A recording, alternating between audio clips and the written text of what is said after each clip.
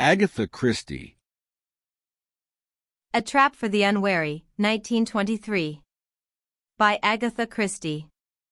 The shabby man in the fourth row of the pit leaned forward and stared incredulously at the stage. His shifty eyes narrowed furtively. "Nancy Taylor," he muttered. "By the Lord, little Nancy Taylor." His glance dropped to the program in his hand. One name was printed in slightly larger type than the rest. Olga Stormer. So that's what she calls herself. Fancy yourself a star, don't you, my lady? And you must be making a pretty little pot of money, too. Quite forgotten your name was ever Nancy Taylor, I dare say. I wonder now what you'd say if Jake Levitt should remind you of the fact. The curtain fell on the close of the first act. Hearty applause filled the auditorium. Olga Stormer, the great emotional actress, whose name in a few short years had become a household word, was adding yet another triumph to her list of successes as Cora, in The Avenging Angel.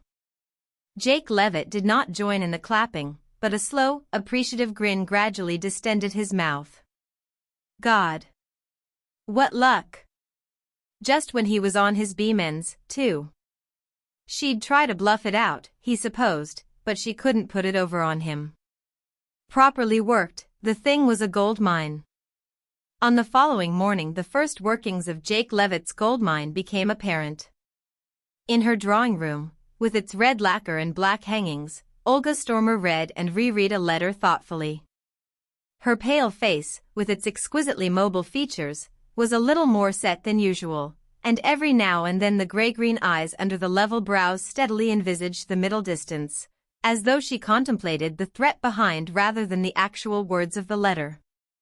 In that wonderful voice of hers, which could throb with emotion or be as clear-cut as the click of a typewriter, Olga called Miss Jones. A neat young woman with spectacles, a shorthand pad and a pencil clasped in her hand, hastened from an adjoining room. "Ring up Mr. Danahan, please, and ask him to come round, immediately." Sid Danahan, Olga Stormer's manager, entered the room with the usual apprehension of the man whose life it is to deal with and overcome the vagaries of the artistic feminine. To coax, to soothe, to bully, one at a time or all together, such was his daily routine. To his relief, Olga appeared calm and composed, and merely flicked a note across the table to him. "Read that." The letter was scrawled in an illiterate hand, on cheap paper. "Dear Madam, I much appreciated your performance in The Avenging Angel last night. I fancy we have a mutual friend in Miss Nancy Taylor, late of Chicago. An article regarding her is to be published shortly. If you would care to discuss same, I could call upon you at any time convenient to yourself. Yours respectfully, Jake Levitt." Danahan looked slightly bewildered. "I don't quite get it. Who is this Nancy Taylor?" "A girl who would be better dead, Danny." There was bitterness in her voice and a weariness that revealed her 34 years. A girl who was dead until this carrion crow brought her to life again. "Oh. Then. Me, Danny. Just me. This means blackmail, of course?" She nodded. "Of course, and by a man who knows the art thoroughly." Danahan frowned, considering the matter. Olga, her cheek pillowed on a long, slender hand, watched him with unfathomable eyes. "What about bluff? Deny everything. He can't be sure that he hasn't been misled by a chance resemblance." Olga shook her head. "Levitt makes his living by blackmailing women. He's sure enough." "The police," hinted Danahan doubtfully. Her faint, derisive smile was answer enough. Beneath her self-control, though he did not guess it, was the impatience of the keen brain watching a slower brain laboriously cover the ground it had already traversed in a flash. "You don't think it might be wise for you to say something yourself to Sir Richard? That would partly spike his guns." The actress's engagement to Sir Richard Everard, MP, had been announced a few weeks previously. I told Richard everything when he asked me to marry him. My word, that was clever of you, said Danahan admiringly. Olga smiled a little. It wasn't cleverness, Danny dear. You wouldn't understand. All the same, if this man Levitt does what he threatens, my number is up, and incidentally Richard's parliamentary career goes smash, too. No, as far as I can see, there are only two things to do. Well, to pay, and that of course is endless. Or to disappear, start again. The weariness was again very apparent in her voice. It isn't even as though I'd done anything I regretted. I was a half-starved little gutter waif, Danny, striving to keep straight. I shot a man, a beast of a man who deserved to be shot. The circumstances under which I killed him were such that no jury on earth would have convicted me. I know that now, but at the time I was only a frightened kid and I ran. Danahan nodded. I suppose, he said doubtfully, there's nothing against this man Levitt we could get hold of? Olga shook her head. Very unlikely. He's too much of a coward to go in for evildoing. The sound of her own words seemed to strike her. A coward. I wonder if we couldn't work on that in some way. If Sir Richard were to see him and frighten him, suggested Danahan. Richard is too fine an instrument. You can't handle that sort of man with gloves on. Well, let me see him. Forgive me, Danny, but I don't think you're subtle enough. Something between gloves and bare fists is needed. Let us say mittens. That means a woman. Yes, I rather fancy a woman might do the trick. A woman with a certain amount of finesse, but who knows the baser side of life from bitter experience. Olga Stormer, for instance. Don't talk to me, I've got a plan coming. She leaned forward, burying her face in her hands. She lifted it suddenly. What's the name of that girl who wants to understudy me? Margaret Ryan, isn't it? The girl with the hair like mine? Her hair's all right, admitted Danahan grudgingly, his eyes resting on the bronze-gold coil surrounding Olga's head. It's just like yours, as you say. But she's no good any other way. I was going to sack her next week.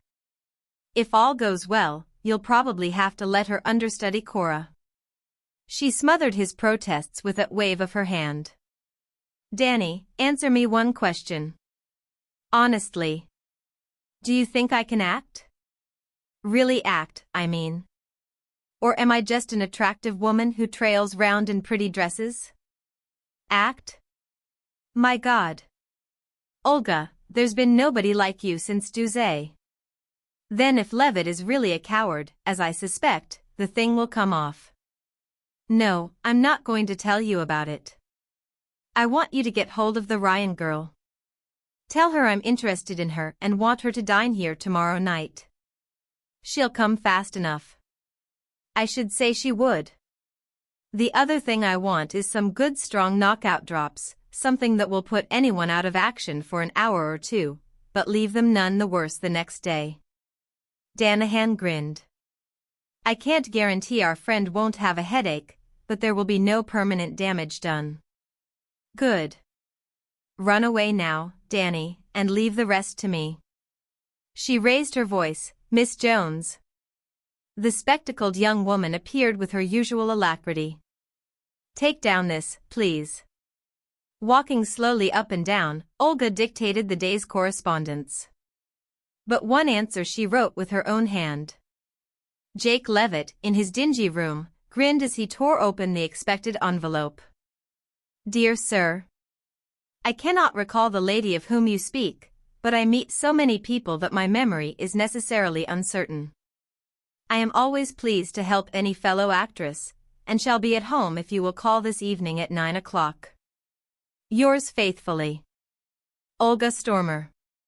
Levitt nodded appreciatively. Clever note. She admitted nothing. Nevertheless, she was willing to treat. The gold mine was developing. At 9 o'clock precisely, Levitt stood outside the door of the actress's flat and pressed the bell. No one answered the summons, and he was about to press it again when he realized that the door was not latched.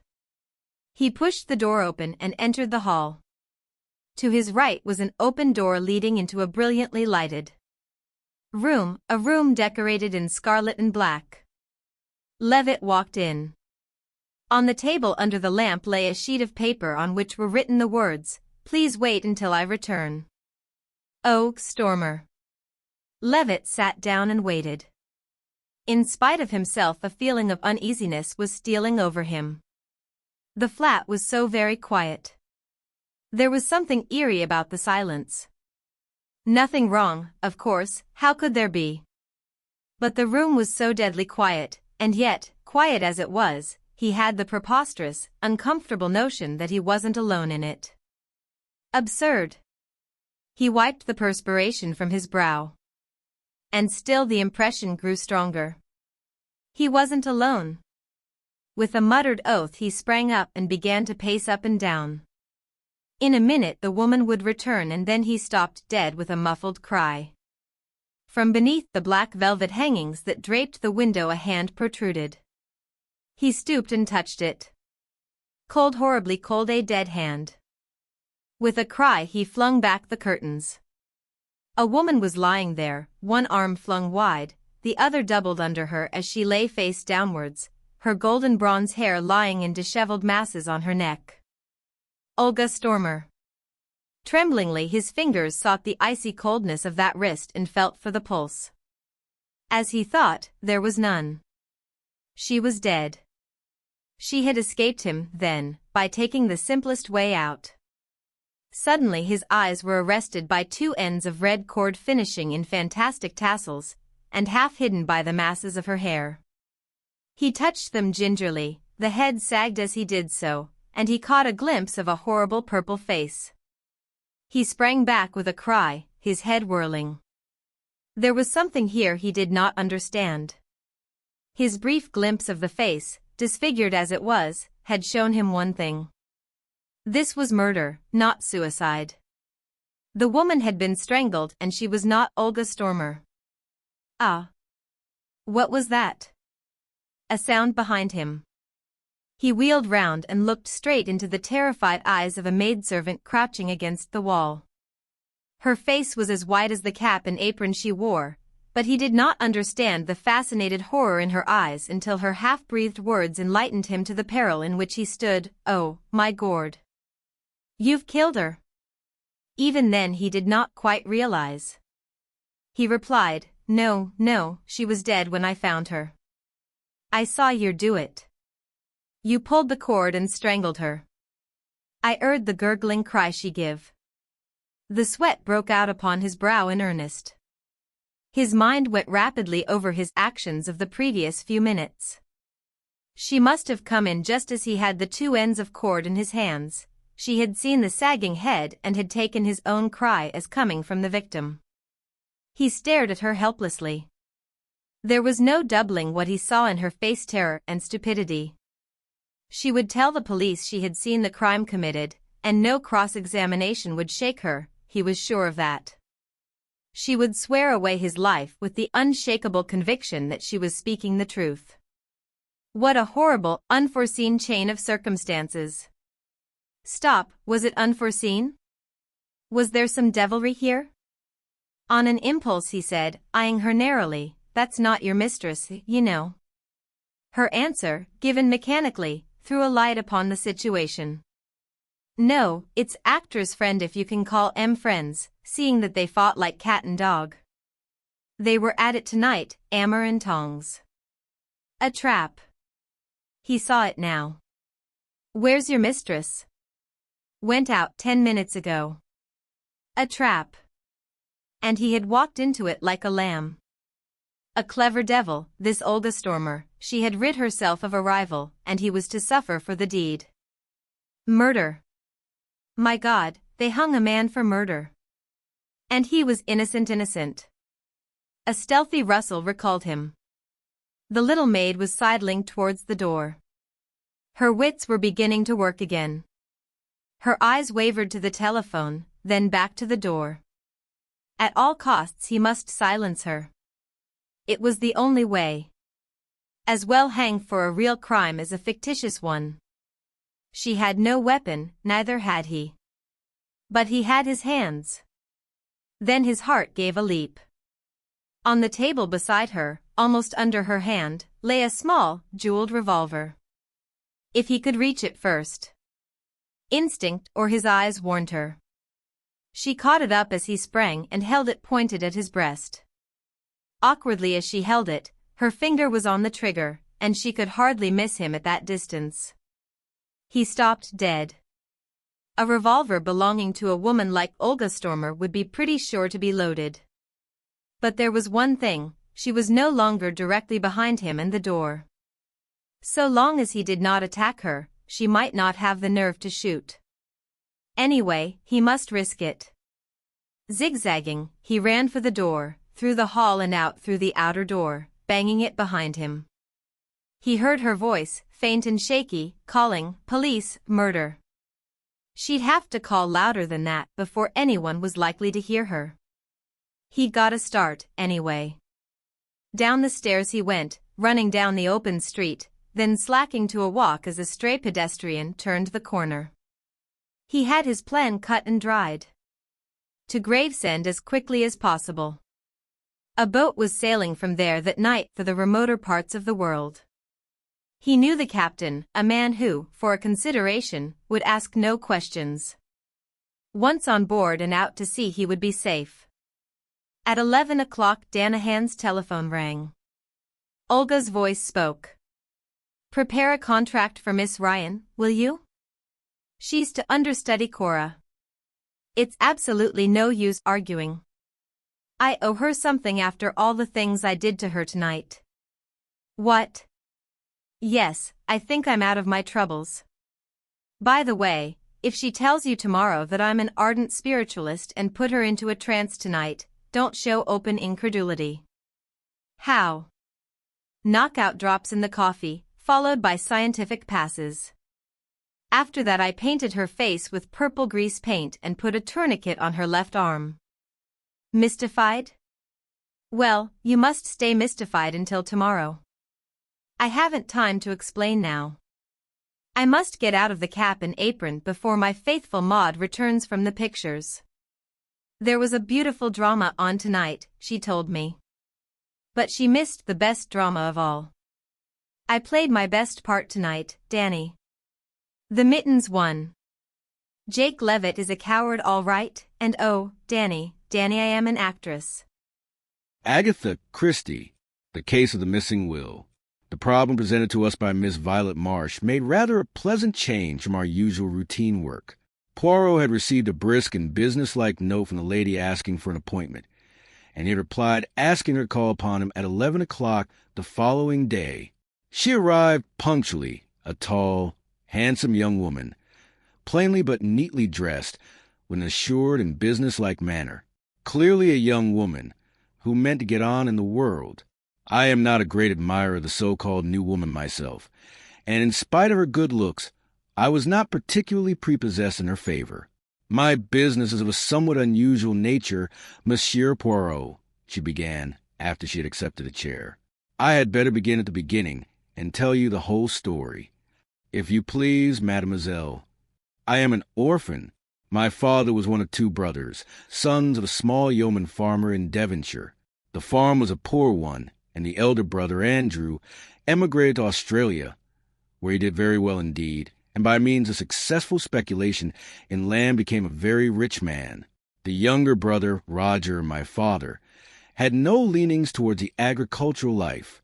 He managed to educate himself a little, and obtained a post as a clerk with a small firm. He married slightly above him. My mother was the daughter of a poor artist. My father died when I was 6 years old. When I was 14, my mother followed him to the grave. My only living relation then was my Uncle Andrew, who had recently returned from Australia and bought a small place, Crabtree Manor, in his native county. He was exceedingly kind to his brother's orphan child, took me to live with him, and treated me in every way as though I was his own daughter. Crabtree Manor, in spite of its name, is really only an old farmhouse. Farming was in my uncle's blood, and he was intensely interested in various modern farming experiments. Alcohol kindness itself to me. He had certain peculiar and deeply rooted ideas as to the upbringing of women. Himself a man of little or no education, though possessing remarkable shrewdness, he placed little value on what he called book knowledge. He was especially opposed to the education of women. In his opinion, girls should learn practical housework and dairy work, be useful about the home, and have as little to do with book learning as possible. He proposed to bring me up on these lines. To my bitter disappointment and annoyance, I rebelled frankly. I knew that I possessed a good brain and had absolutely no talent for domestic duties. My uncle and I had many bitter arguments on the subject, for, though much attached to each other, we were both self-willed. I was lucky enough to win a scholarship, and up to a certain point was successful in getting my own way. The crisis arose when I resolved to go to Girton. I had a little money of my own, left me by my mother, and I was quite determined to make the best use of the gifts God had given me. I had one long, final argument with my uncle. He put the facts plainly before me. He had no other relations, and he had intended me to be his sole heiress. As I have told you, he was a very rich man. If I persisted in these newfangled notions of mine, however, I need look for nothing from him. I remained polite, but firm. I should always be deeply attached to him. I told him, but I must lead my own life. We parted on that note. You fancy your brains, my girl, were his last words. I've no book learning, but for all that, I'll pit mine against yours any day. We'll see what we shall see. That was 9 years ago. I have stayed with him for a weekend occasionally, and our relations were perfectly amicable, though his views remained unaltered. He never referred to my having matriculated, nor to my BDSC. For the last 3 years his health had been failing, and a month ago he died. I am now coming to the point of my visit. My uncle left a most extraordinary will. By its terms, Crabtree Manor and its contents are to be at my disposal for a year from his death, during which time my clever niece may prove her wits. The actual words run. At the end of that period, my wits having proved better than hers, the house and all my uncle's large fortune passed to various charitable institutions. That is a little hard on you, mademoiselle, seeing that you were Mr. Marsh's only blood relation. I do not look on it in that way. Uncle Andrew warned me fairly, and I chose my own path. Since I would not fall in with his wishes, he was at perfect liberty to leave his money to whom he pleased. Was the will drawn up by a lawyer? No. It was written on a printed will form and witnessed by the man and his wife, who live in the house and do for my uncle. There might be a possibility of upsetting such a will. I would not even attempt to do such a thing. You regard it, then, as a sporting challenge on the part of your uncle? That is exactly how I look upon it. It bears that interpretation, certainly, said Poirot thoughtfully. Somewhere in this rambling old manor house your uncle has concealed either a sum of money in notes or possibly a second will, and has given you a year in which to exercise your ingenuity to find it. Exactly, Monsieur Poirot, and I am paying you the compliment of assuming that your ingenuity will be greater than mine. But that is very charming of you. My gray cells are at your disposal. You made no search yourself. Only a cursory one. But I have too much respect for my uncle's undoubted abilities to fancy that the task will be an easy one. Have you the will or a copy of it with you? Miss Marsh handed a document across the table. Poirot ran through it, nodding to himself. Made 3 years ago. Dated March 25th, and the time is given also 11 a.m. That is very suggestive. It narrows the field of search. Assuredly, it is another will we have to seek for. A will made even half an hour later would upset this. Bien, mademoiselle. It is a problem charming and ingenious that you have presented to me here. I shall have all the pleasure in the world in solving it for you. Granted that your uncle was a man of ability, his gray cells cannot have been of the quality of Hercule Poirot's. Really, Poirot's vanity is blatant. Fortunately, I have nothing of moment on hand at the minute. Hastings, and I will go down to Crabtree Manor tonight. The man and wife who attended on your uncle are still there, I presume? Yes, their name is Baker. The following morning saw us start on the hunt proper. We had arrived late the night before. Mr. and Mrs. Baker, having received a telegram from Miss Marsh, were expecting us. They were a pleasant couple, the man gnarled and pink-cheeked, like a shriveled pippin, and his wife a woman of vast proportions and true Devonshire calm. Tired with our journey and the 8-mile drive from the station, we had retired at once to bed after a supper of roast chicken, apple pie, and Devonshire cream. We had now disposed of an excellent breakfast, and were sitting in a small panelled room which had been the late Mr. Marsh's study and living room. A roll-top desk stuffed with papers, all neatly docketed, stood against the wall, and a big leather armchair showed plainly that it had been its owner's constant resting place.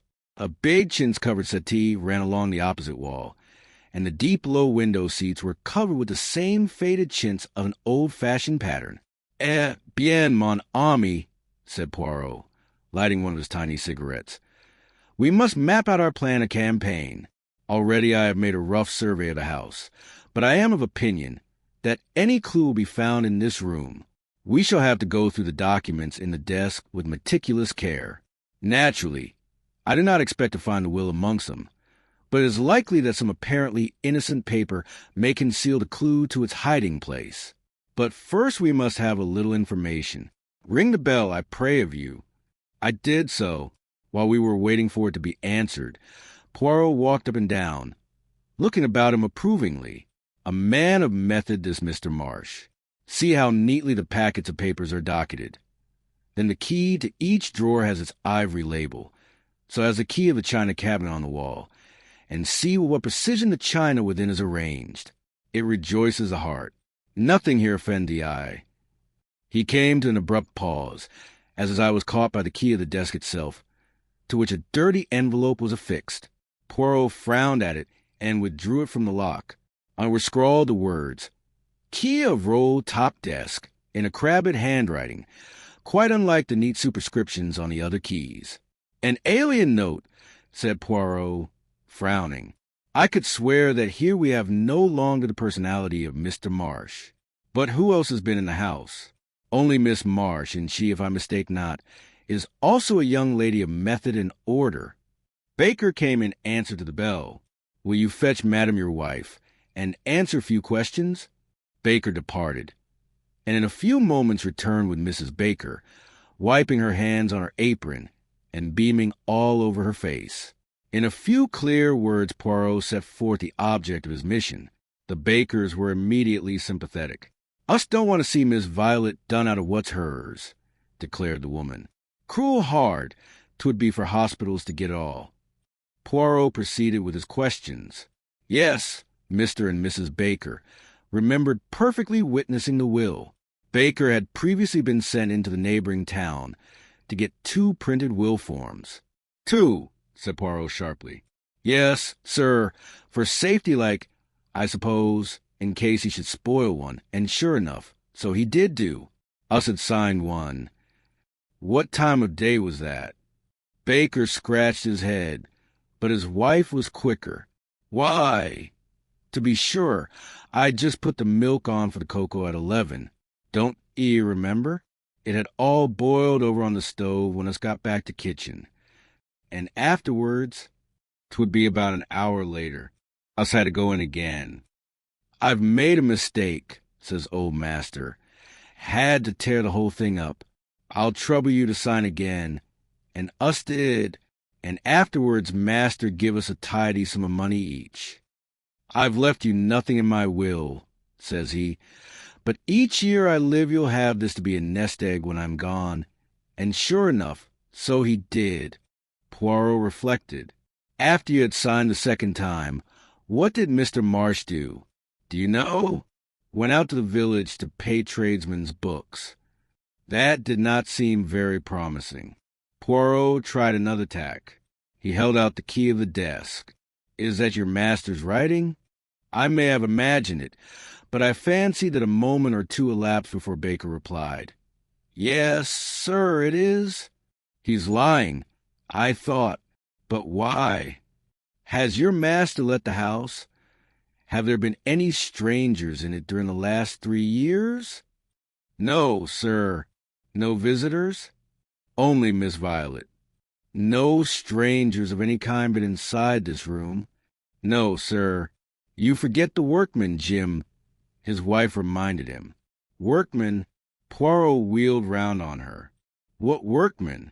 The woman explained that about 2 years and a half ago workmen had been in the house to do certain repairs.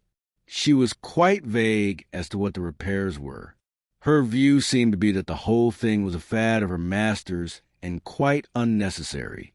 Part of the time the workmen had been in the study.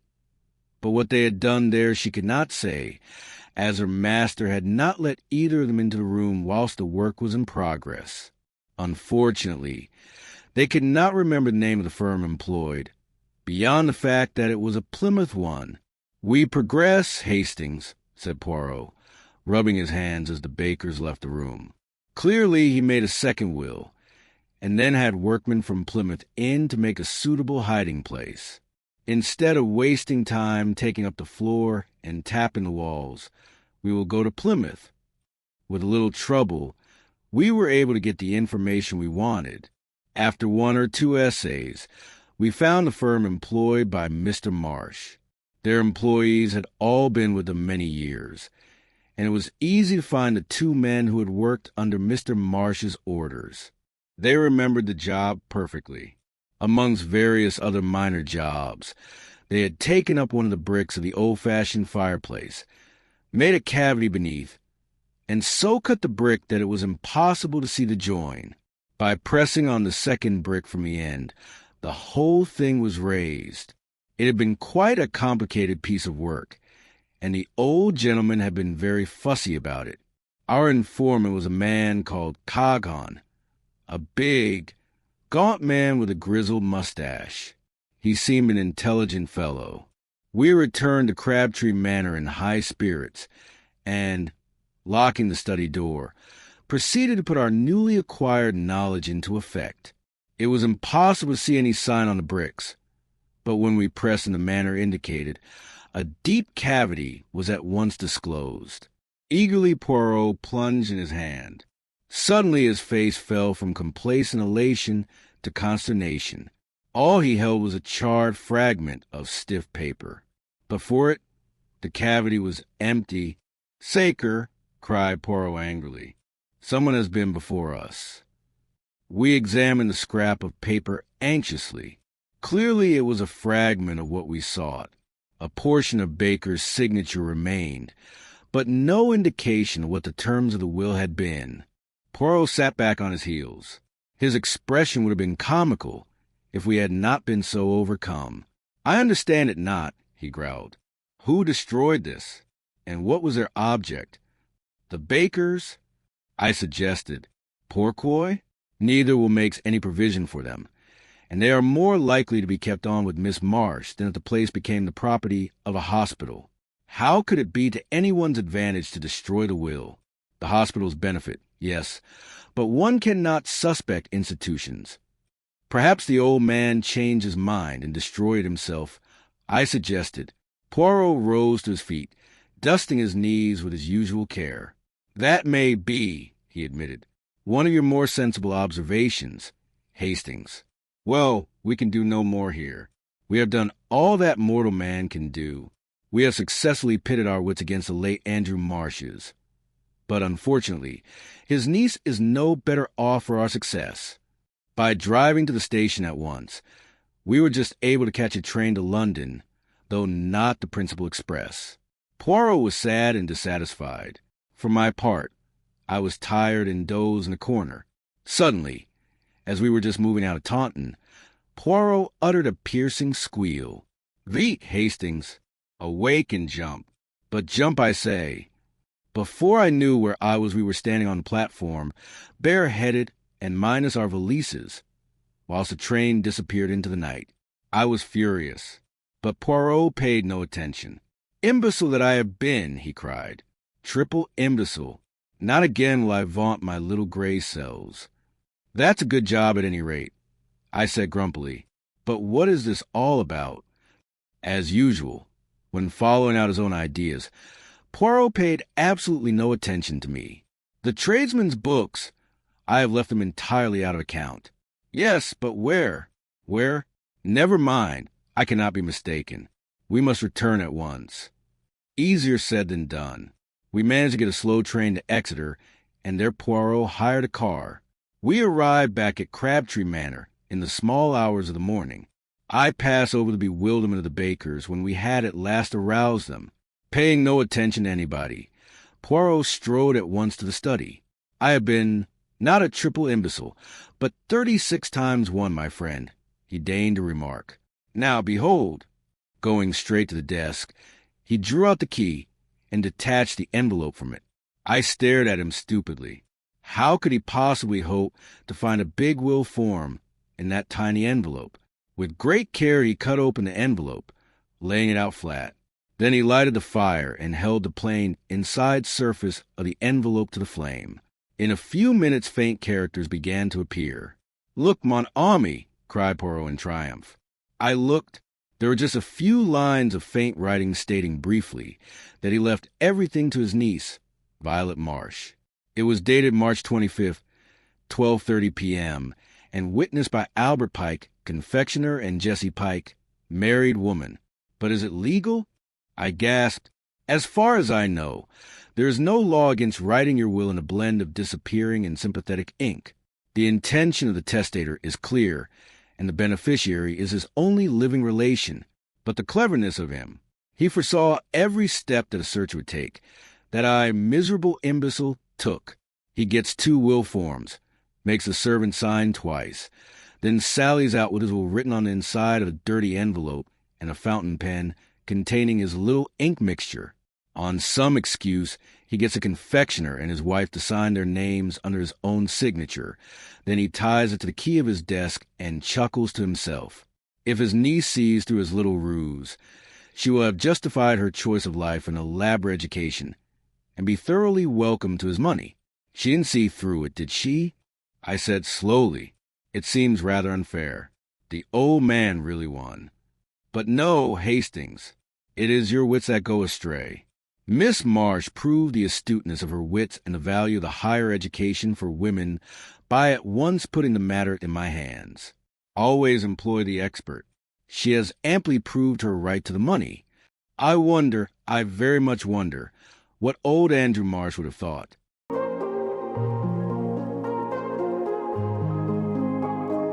Agatha Christie, The Call of Wings. It was from Dick Barrow that Silas Hamer first heard of it. They were returning together on a raw February evening from a dinner party given by Bernard Selden, the nerve specialist. Barrow was unusually silent, and Hamer eventually asked him what was occupying his thoughts so deeply. Barrow's reply was unexpected. "You see," he said, "I have just realized that of all the guests tonight, only 2 could truly call themselves happy men. And those 2, strangely enough, are you and I." The word strangely was well justified, for no 2 men could have been more unlike than Richard Barrow, an East End curate from the 4th District, laboring tirelessly for his flock, and Silas Hamer, the sleek, self-satisfied financier whose millions were the primary subject of his relatives' gossip. "You are a most atypical millionaire, you see," the clergyman mused.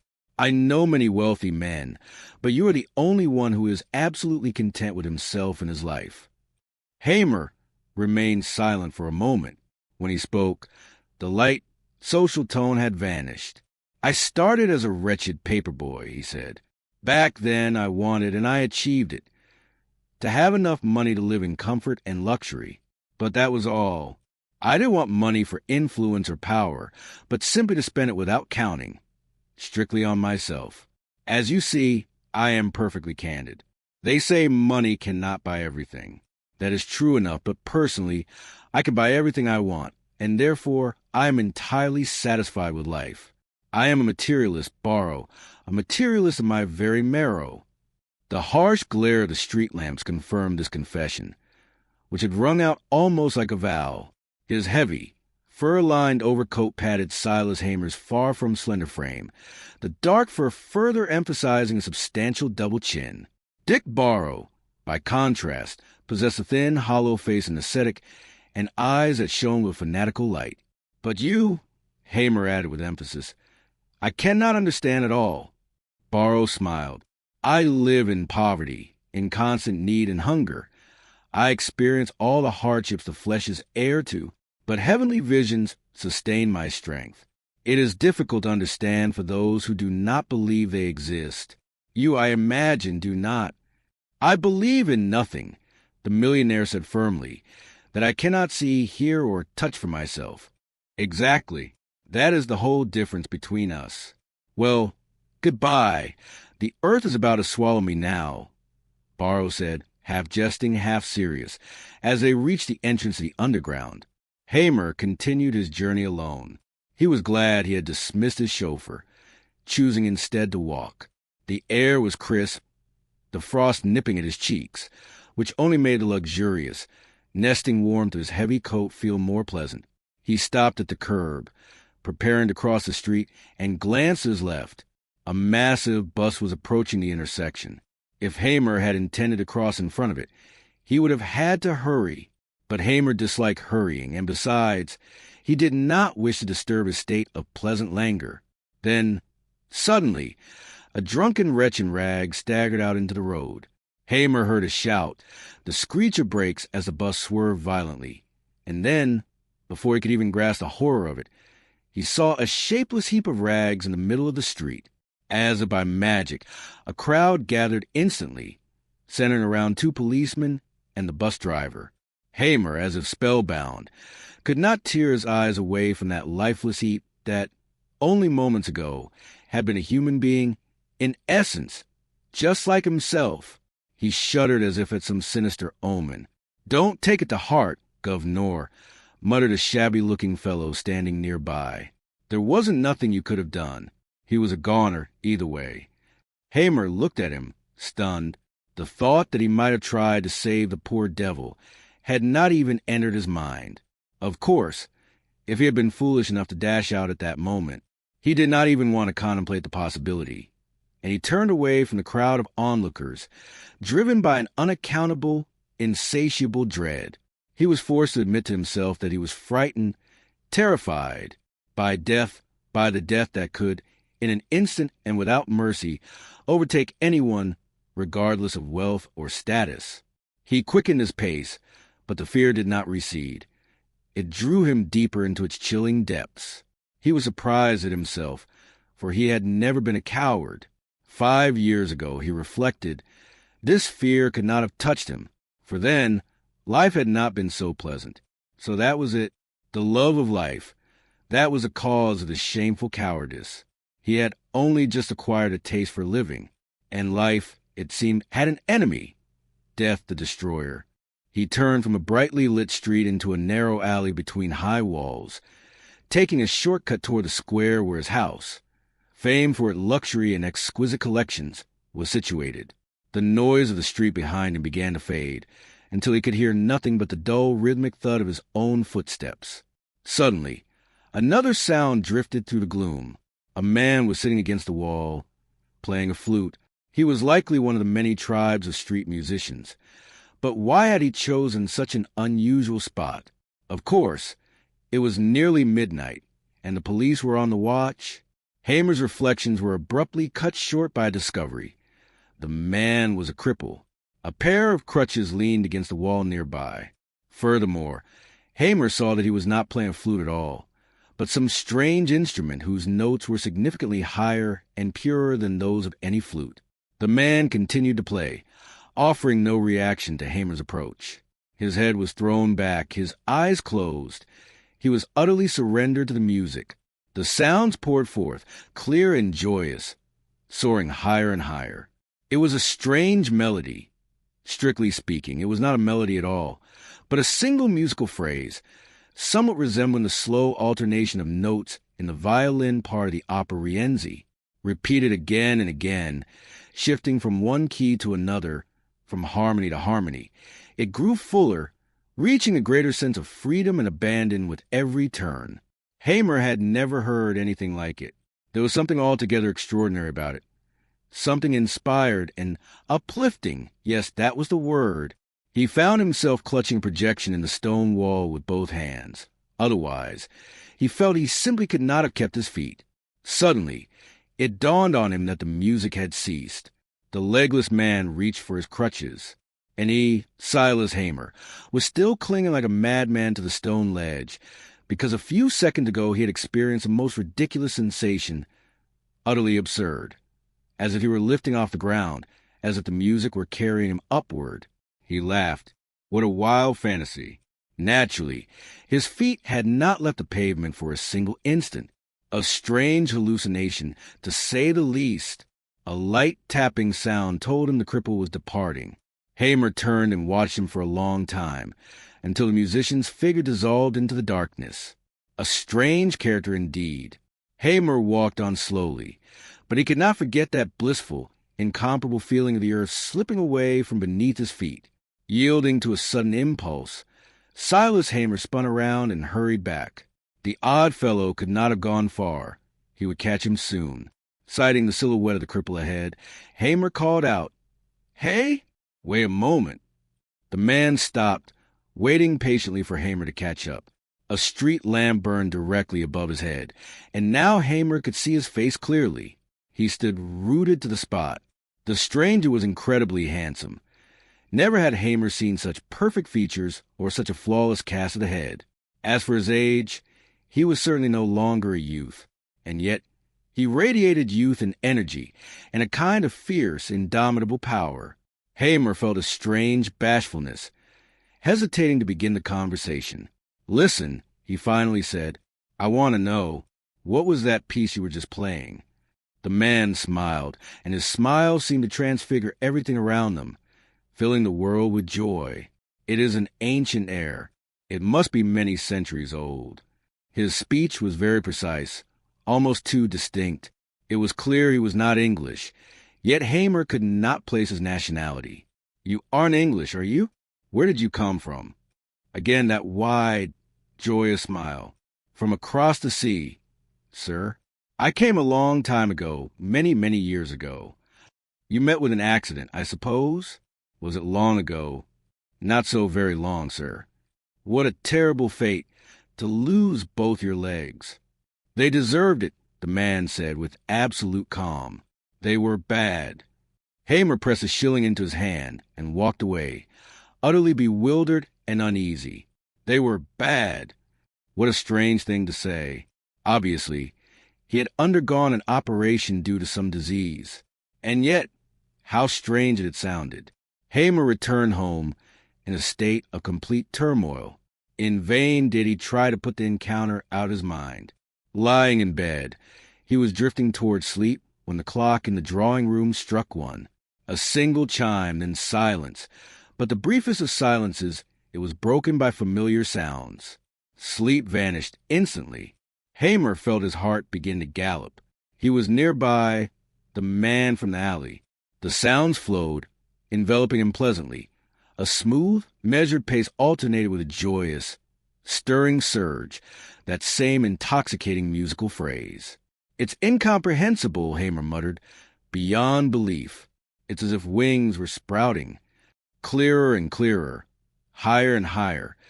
Each wave of sound rose above the last and drew him upward in its wake. This time he did not resist. He allowed himself to be carried away. Up, up. Waves of unutterable grace bore him higher, higher. Jubilant and unrestrained, they consumed him entirely. Higher and higher. Now they had surpassed the limits of human capability. Yet they continued to layer this bliss, rising, still rising. Would they reach the final goal, the perfect harmony, the dizzying heights? One more ascent. Something dragged him down. Something massive, heavy, and irresistible. It pulled. Mercilessly it pulled him back. Down, down. He lay in bed, staring fixedly at the window. Then, with a labored, heavy breath, he raised his hand. That simple movement felt incredibly difficult. The soft bed had suddenly become cramped, and it was painful to look at the heavy, thick curtains blocking out the light and air.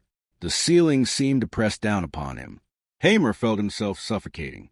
He shifted slightly under the covers, and the weight of his own body felt positively monstrous. Part 2.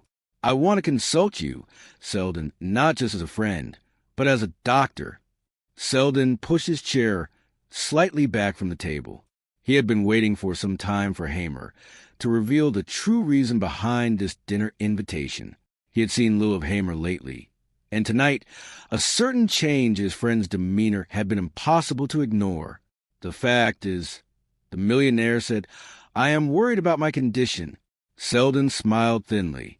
You look well enough to me. I am not. Hamer paused, then spoke with heavy deliberation. I am afraid that I am going mad. Selden looked at him with sudden curiosity and slowly poured himself a glass of port. What leads you to that conclusion? Something incredible is happening to me. Something that simply cannot be. And if it cannot be, then I must indeed be losing my mind. Don't be in such a hurry, Selden said. Tell me exactly what is troubling you.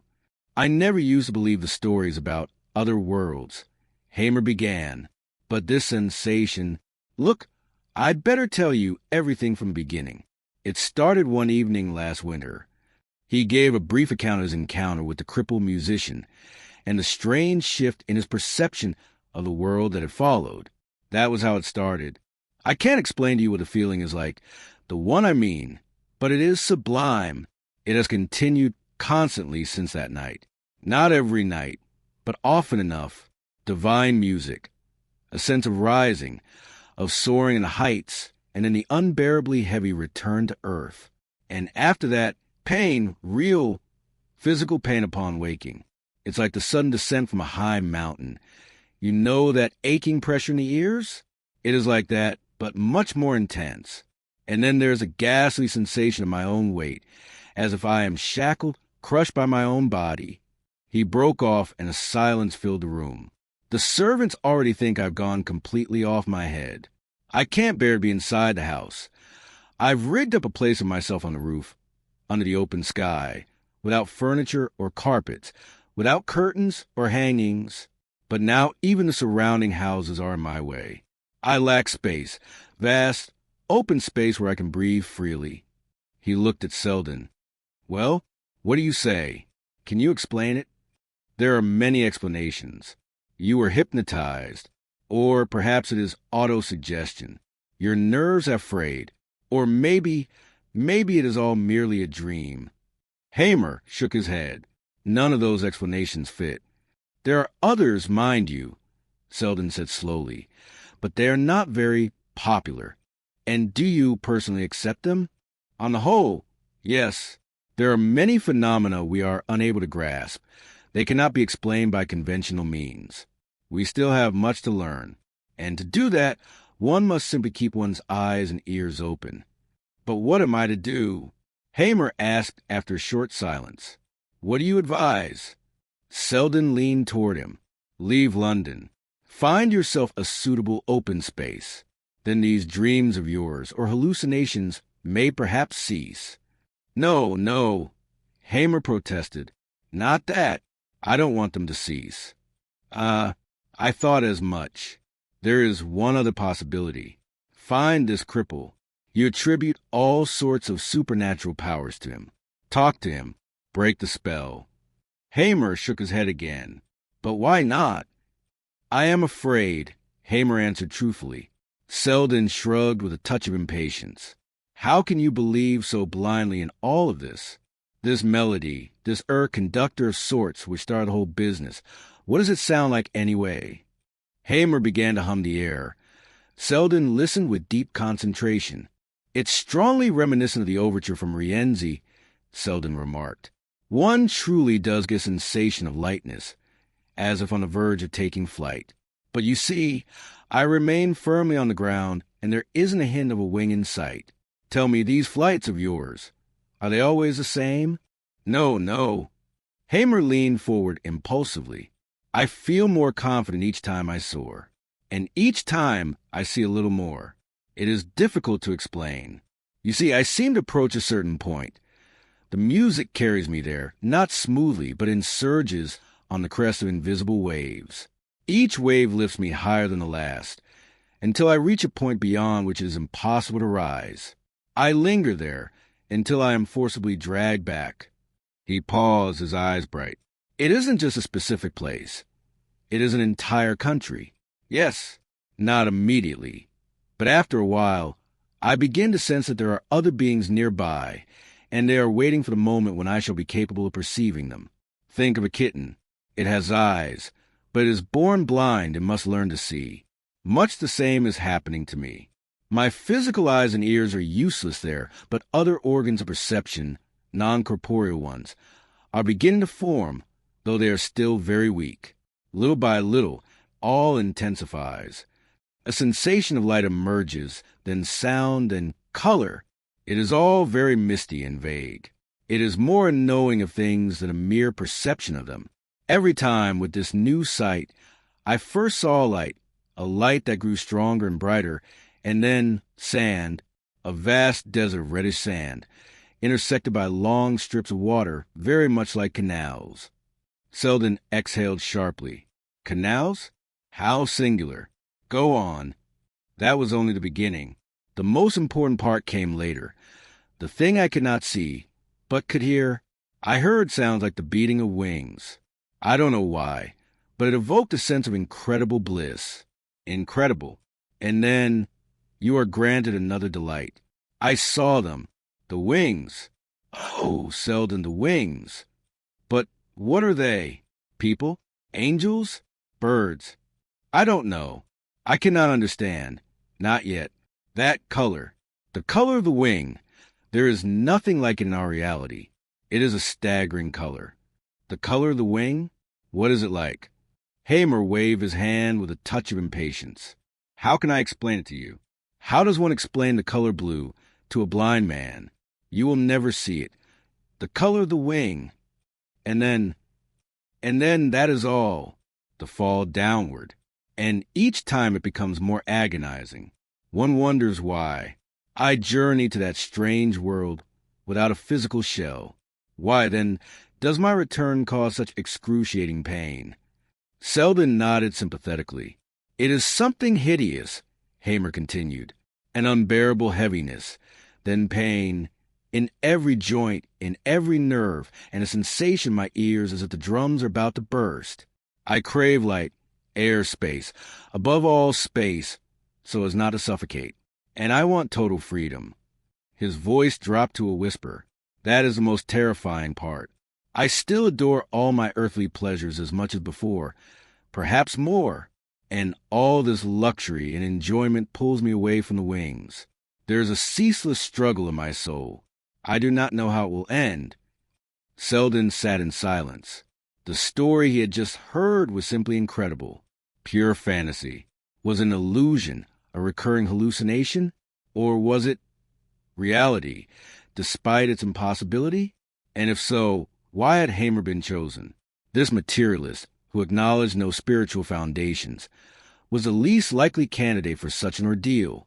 And yet it was to him that another world had been revealed. Hamer looked at his friend with naked anxiety. I suppose, Selden concluded thoughtfully, that there is nothing for you to do but wait, and observe what happens next. But I cannot wait. I cannot. You still don't understand. I am being torn in two. This eternal struggle is killing me. This protracted battle between, he faltered, between the flesh and the spirit. Selden suggested. Hamer thought for a moment, then said, in essence, you are right. Whatever it is unendurable. I cannot become free. Selden shook his head again, at a loss for words. Finally, he ventured a piece of advice. If I were you, I would still try to seek out that cripple. And later, having returned home, the doctor murmured absently to himself, Canals! Well. Part 3. The following morning, Silas Hamer set out for the alleyway, deciding to follow his friend's advice and find that strange man on crutches. In his heart, however, he was convinced the search would be futile. He expected the mysterious stranger to have vanished forever, as if the very earth had swallowed him whole. The dark buildings stood pressed tightly together, rendering the alley gloomy and secretive. Only in one spot, halfway down the passage, was there a gap between the walls. A shaft of golden light broke through, illuminating a figure sitting upon the ground. It was he. His peculiar flute leaned against the wall beside his crutches, and he was drawing upon the flagstones with colored chalks. 2 drawings were already finished, landscapes of extraordinary beauty and grace. Both the trees and the stream looked vividly alive. Once more, as before, doubt overcame Hamer. Who was this man? A street musician? An artist? Or what else? Suddenly, the millionaire's self-control deserted him, and he cried out with frantic vehemence, "Who are you? In God's name, who are you?" The man raised his head and smiled silently. "Why don't you answer? Speak. Speak to me." In response, the man began to sketch something upon a clean stone with incredible speed. Hamer watched his every movement. With a few bold strokes, giant trees appeared in the background. Then came a flat boulder, and upon it, a man playing a pipe, a man with an uncommonly beautiful face, and the legs of a goat. The cripple's hand made a swift motion, and the legs of the man on the boulder vanished. The artist looked at Hamer once more. "They were bad," he explained. Hamer could not tear his eyes from the man's face. It was exactly like the one in the drawing, yet more spiritualized and hauntingly beautiful. There was no trace of passion or vain pleasure upon it, only an all-consuming joy of living. Hamer turned and fled, almost running toward the street flooded with bright sunshine, repeating incessantly to himself, "It's impossible, impossible. I am mad. My dreams are becoming reality." But that beautiful countenance haunted him, the face of Pan. He entered a park and sank onto a bench. At this hour it was almost deserted. A few nurses with their charges sought the shade, and upon the green islands of the lawns, the dark figures of vagrants lay sprawled on the grass. The words "miserable vagrant" had always been, for Hamer, a symbol of all earthly misfortune. But today he envied them. They seemed to him the freest creatures on earth. Beneath them was the ground, above them only the sky. The whole world was theirs. They were free wanderers, unburdened and unbound. Suddenly, he realized that he himself carried a heavy burden, the burden of wealth. How he had dreamed of it, how he had striven for it, believing it to be the greatest power one could possess. And now, entangled in the golden chains of luxury, he realized that it was indeed a power. Money held him fast. He was its slave. But perhaps it was not the money itself. Perhaps it was the love of money. Yes, he had forged these fetters himself. Not wealth in its own right, but his love for it had become his shackles. Now he finally understood what was happening to him. 2 forces were warring in his soul. A heavy, suffocating love for all things material, which pulled him down, and an opposing love for the spiritual, the call of wings, as he had named it. And while the first force fought for him, unwilling to release him from its grip, the other did not stoop to struggle. It only called gently but insistently. He heard it as clearly as if it were speaking to him. "You cannot bargain with me," it seemed to say, "for I am above all that exists. If you follow my call, you must renounce everything and snap the cords that hold you, for the path I lead is open only to the free." "I cannot," Hamer cried. "I cannot." Several people turned at his shout, but he did not notice. A sacrifice was required of him, and he had to sacrifice the thing most dear, that which was a part of himself. A part of himself. He remembered the man without legs. "What on earth brings you here?" Poirot asked. Indeed, a visit to the far-from respectable East End was entirely out of character for Hamer. "I have heard many sermons," the millionaire said. "Their message is always, 'Help thy neighbor.' Usually, your colleagues describe how they would bless the suffering, if only they had the money. Well, then you shall have the money." "That is very kind of you," Poirot replied with some surprise. "And is it a large sum, sir?" Hamer smiled grimly. "Everything I have, to the last penny." "I don't follow." Hamer set out the details with cool, businesslike precision. Poirot's head began to spin. You wish to turn over your entire fortune for the benefit of the poor in the East End? and make me your trustee. Precisely. But why? Why? I cannot explain, Hamer said slowly.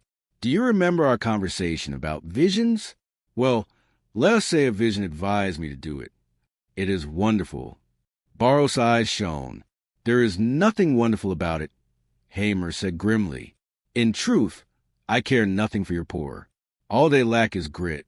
I was poor once, and I fought my way out of it. Now, I wish to rid myself of money, and I am not moved by any foolish charitable impulse. But you, I can trust you. Use this money to feed their bellies and their souls. Preferably the former. I have been hungry, and I know what it is like. Do as you see fit. I have never encountered anything like this, Poirot stammered. The thing is done. Let us have an end to it, Hamer continued. The lawyers have drawn up the papers, and I have signed them. I've spent a fortnight wrestling with documents. Ridding oneself of property is almost as difficult as acquiring it. But have you kept nothing for yourself? Not a penny, Hamer said joyfully. No, I lie. I found a couple of pence lingering in my pocket.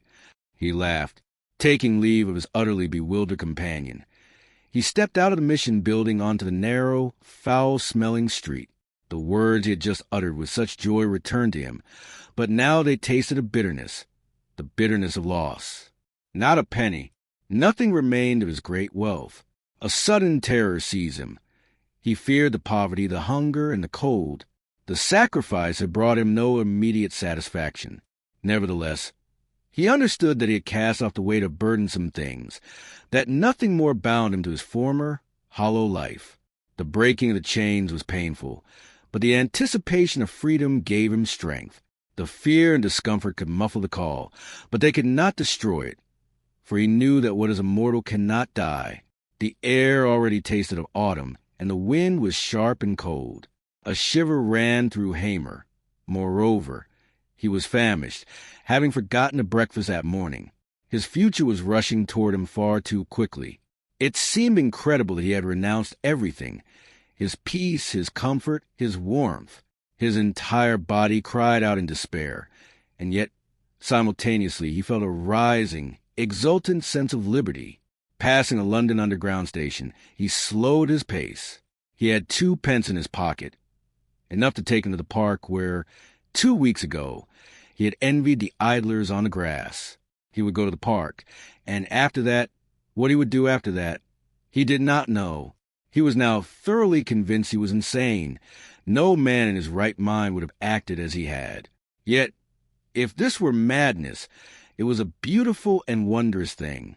Yes, he must go to the park with its wide lawns, and he would go by the underground. For him, the tube was a personification of all the horrors of a life entombed, a grave into which men drove themselves. From this captivity, he would ascend to freedom, to the green grass and the trees that hid the crushing weight of the city. The escalator bore him down swiftly and inexorably. The air was heavy and dead. Hamer stood at the edge of the platform, apart from the others. To his left yawned the black mouth of the tunnel, from which the train would soon emerge. He felt, without knowing why, a sense of foreboding. Nearby, a youth sat hunched on a bench, seemingly lost in a drunken stupor. From the distance came a low, approaching roar. The lad stood up and moved toward the edge of the platform, leaning forward to peer into the tunnel. Then, it happened so fast a mind could scarcely grasp it. He lost his balance and fell onto the tracks. 100 thoughts raced through Hamer's brain. He remembered the shapeless heap beneath the wheels of the bus and the raspy voice of the bystander. There wasn't nothing you could have done, but this boy he could still save. Only there was no one else near, and the train was roaring closer. All this flashed through his mind in a fraction of a second. His brain worked with calm precision. It took but a moment to decide, and in that moment, he realized that he had not, after all, rid himself of the fear of death. Possessing nothing, he was still terribly afraid. To the horrified onlookers at the other end of the platform, it seemed that not a second passed between the boy's fall and the man's leap after him. The train had already lunged from the tunnel, bearing down upon the platform at full speed. Hamer seized the boy. He felt no surge of courage. His trembling flesh merely obeyed command of the invisible spirit that called for the sacrifice. With a final effort, he thrust the boy onto the platform and fell. And then, suddenly, fear died. The material world no longer held him. The last shackles fell away. For a fleeting moment, he seemed to hear the triumphant melody of Pan, the sweetness of his pipe. Then, closer and louder, eclipsing and drowning out all else, came the joyous rush of a countless multitude of wings. They caught him up and bore him away.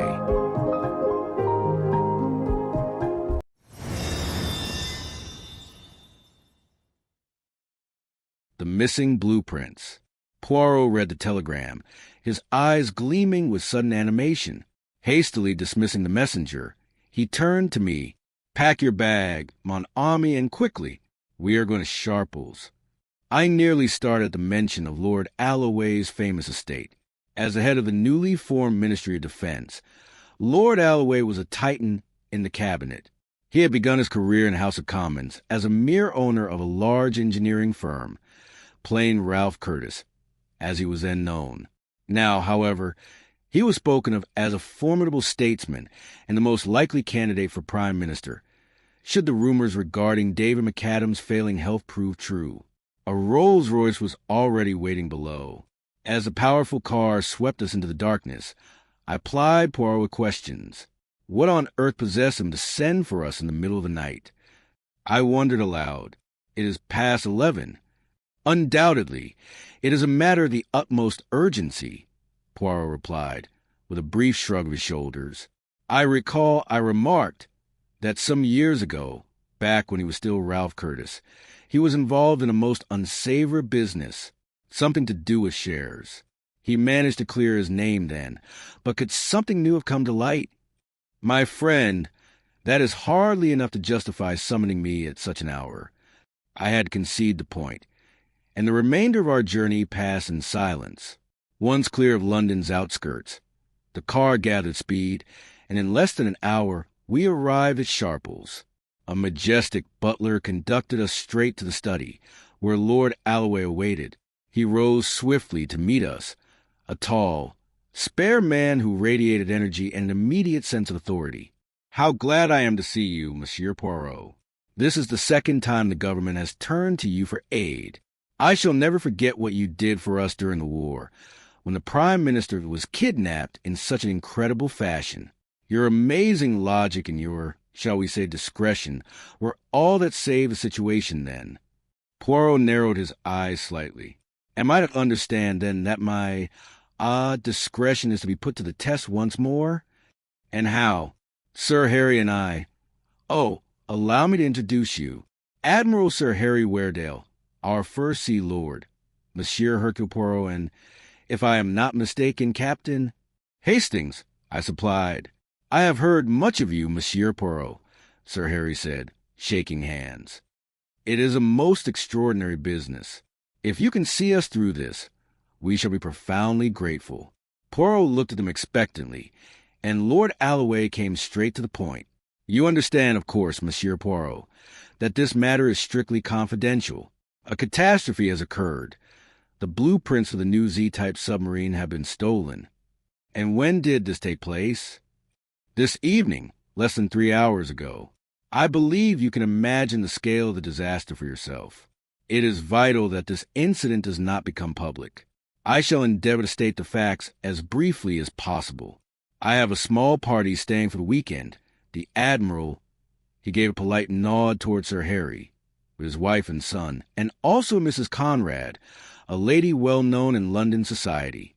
The ladies retired early, around 10 o'clock, and Leonard Weardale followed their example. Sir Harry's visit was partly to discuss the specifications of the new submarine with me. Accordingly, I asked my secretary, Fitzroy, to fetch the plans from the safe and prepare them for our review. To avoid disturbing him, the Admiral and I stepped out onto the terrace to smoke our cigars and enjoy the warm June air. After a short conversation, we decided to get down to business. We were at the far end of the terrace, turning to walk back, when I thought I saw a shadow dart from the door dash across the terrace, and vanish. At the time, I attached no importance to it. I knew Fitzroy was in the room. It never occurred to me to suspect anything was amiss. It was, of course, unpardonable negligence on my part. Well, we returned to the door and entered the study, just as Fitzroy was coming in from the hall. "Did you forget anything, Fitzroy?" I asked him then. "I think not, Lord Alloway." "All the papers are on the desk," he replied, and after wishing us good night, he prepared to leave. "Wait a moment." I stopped him, stepping toward the desk. "I may need something further." Quickly glancing over the documents, I remarked that I had forgotten the most important thing: the blueprints for the submarine. "They are right on top, Lord Alloway," he answered. "No, they are not," I said, searching through the papers again. "They aren't here." Fitzroy insisted he had placed them on the desk only a minute before. "Perhaps," I said, "but they are certainly not here now." Fitzroy approached the desk, looking as though he could not believe his own eyes. It seemed utterly incredible. We searched the papers again, then ransacked the safe, only then realizing that the blueprints had vanished, and vanished while Fitzroy was out of the room, which was for 3 minutes at most. "And why did he leave the room?" Poirot inquired immediately. "That's exactly what I asked him," the Admiral declared with pride. "It turned out," Lord Alloway replied, "that no sooner had Fitzroy laid the documents on the desk than he heard a woman shriek, one that he said made his blood run cold. He dashed into the hall and found Mrs. Conrad's maid, a Frenchwoman, white as a sheet, standing on the stairs with a look of sheer terror. She had been frightened by a ghost, you see, a tall figure in white moving silently. Fitzroy, naturally, laughed and told her not to be a fool, though perhaps he used stronger language. That would be like Fitzroy. Then he returned to the study, just as we were entering from the terrace. "It is all fairly clear," Poirot murmured thoughtfully. "It only remains to discover what part the maid played in the business. Did she scream by arrangement with a confederate hidden in the garden, or did the thief simply seize a passing opportunity? I say assuming you saw a man escaping. I am not mistaken, Lord Alloway." "I cannot say, Monsieur Poirot. It was merely a shadow." The Admiral gave such an expressive snort that everyone involuntarily turned toward him. "It seems the Admiral wishes to say something," Poirot remarked with a slight smile. "Did you also see this shadow, Sir Harry?" "I saw nothing at all," he grunted. "And neither did Alloway. Probably a branch swaying or some such thing, and once the theft was discovered, he imagined he saw someone bolting from the terrace. A trick of the imagination, nothing more. I have never been accused of being overly imaginative before." Lord Alloway smiled. "Rubbish. Everyone has an imagination. Anyone can talk themselves into believing they saw something that wasn't there. I've spent my life at sea, and I'd wager my eyes against any landsman's. I was looking exactly where Alloway was, and if anyone had been there, I should have seen them." The Admiral was becoming quite agitated. Poirot rose and moved toward the door. "If you will permit," he inquired.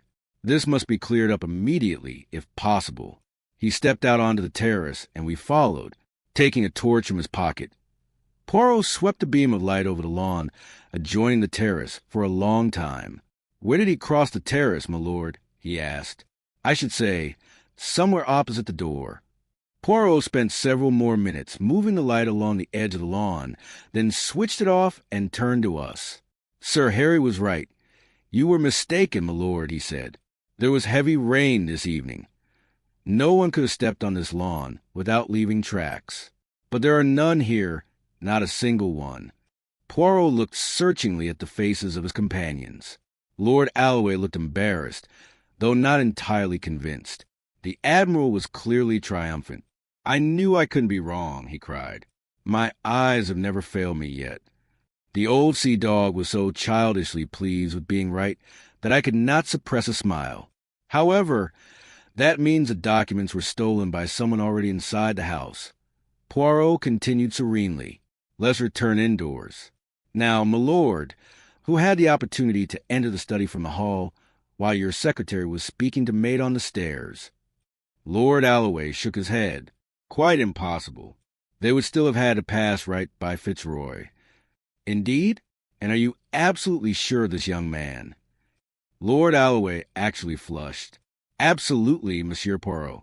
I answer for my secretary. That he should be involved in any way? It is out of the question. Everything seems impossible at first, Poirot remarked drily. Or does it seem more likely to you that the blueprints grew little wings and flew away? Comme si I, comme si a, comme si, comme ça. Poirot puffed out his cheeks, looking for a moment like a comical cherub, and let out his breath with a loud, contemptuous poof. Yes, you are right, of course, Lord Alloway interrupted impatiently. But even so, Monsieur Poirot, I beg you to forget about Fitzroy. Think for yourself. Why should he steal the blueprints when he could have made a copy of them at any time without the slightest trouble? Bien, just by enthused, my lord, Poirot observed approvingly. I see a clear and logical mind. How fortunate for England that she has you. Lord Alloway looked visibly embarrassed by this sudden shower of compliments, but Poirot continued as if nothing had happened. The room where you spent the evening. You mean the drawing room? Yes. One can also reach the terrace from there. I remember you said that was how you went out. Why couldn't someone else have stepped from the drawing room onto the terrace, entered the study while Mr. Fitzroy was away, and returned the same way? But we would have seen them, the Admiral protested. That depended entirely on which direction you were walking. Even though Fitzroy was only out of the room for 3 minutes, we would have had time to walk the length of the terrace and back. Very well. It is, after all, only a hypothesis, though perhaps the only possible one in this case. But when we left the drawing room, there was no one there, the Admiral countered. They could easily have appeared afterward, said Poirot. You mean to say, Lord Alloway began slowly, that when Fitzroy left the study upon hearing that scream, someone was already waiting in the drawing room, that they slipped across the terrace into the study, then back to the drawing room, and remained there until Fitzroy returned? You possess a definite gift for methodical thought, my lord. You have laid it out exactly. Perhaps one of the servants? Or one of the guests? It was Mrs. Conrad's maid who screamed. What can you tell me of that lady? Something concrete, if you please. Lord Alloway paused to reflect. As I told you, she is a prominent figure in society. She entertains lavishly and is seen everywhere. On the other hand, almost nothing is known of her origins or her past. She seems particularly drawn to circles close to the Foreign Office and the diplomatic corps, so much so, in fact, that counterintelligence became interested. I see, Poirot remarked, and she was invited here. Yes, to, shall we say, keep a closer eye on her. Parfaitement, and in doing so, perhaps giving her the chance to learn something beyond her wildest dreams. Lord Alloway remained silent, looking somewhat sheepish. Poirot continued, Tell me, my lord, could she have overheard anything regarding what you intended to discuss with the Admiral? Yes, Lord Alloway admitted. Sir Harry said, Well, to work. Our beautiful submarine has been kept waiting long enough, or words to that effect. I see, Poirot said thoughtfully. My lord, it is very late, but this matter brooks no delay. If you permit, I should like to interview everyone present immediately. Certainly we shall arrange it, Lord Alloway replied. My only wish is to avoid widening the circle of those in the know. Lady Juliet Weardale and young Leonard do not count, of course, but as for Mrs. Conrad, if she is not involved, it is a different matter. Perhaps you could simply inform her that important documents are missing, without going into details. That is exactly what I was about to suggest. Poirot beamed, and with no exceptions. I hope the Admiral will forgive me, but even the best of wives. No offense taken, cried Sir Harry. What can one do if women simply cannot hold their tongues? Though, personally, I prefer Juliet played less bridge than wagged her tail. I have the feeling modern women can't live without cards and dancing. Shall I go and wake Juliet and Leonard, then? I should be much obliged, Harry, said Lord Alloway. In the meantime, I shall fetch the maid. I expect Monsieur Poirot will want to speak with her anyway. Let her be the one to wake her mistress. I'll go now. Meanwhile, I'll send Fitzroy to you."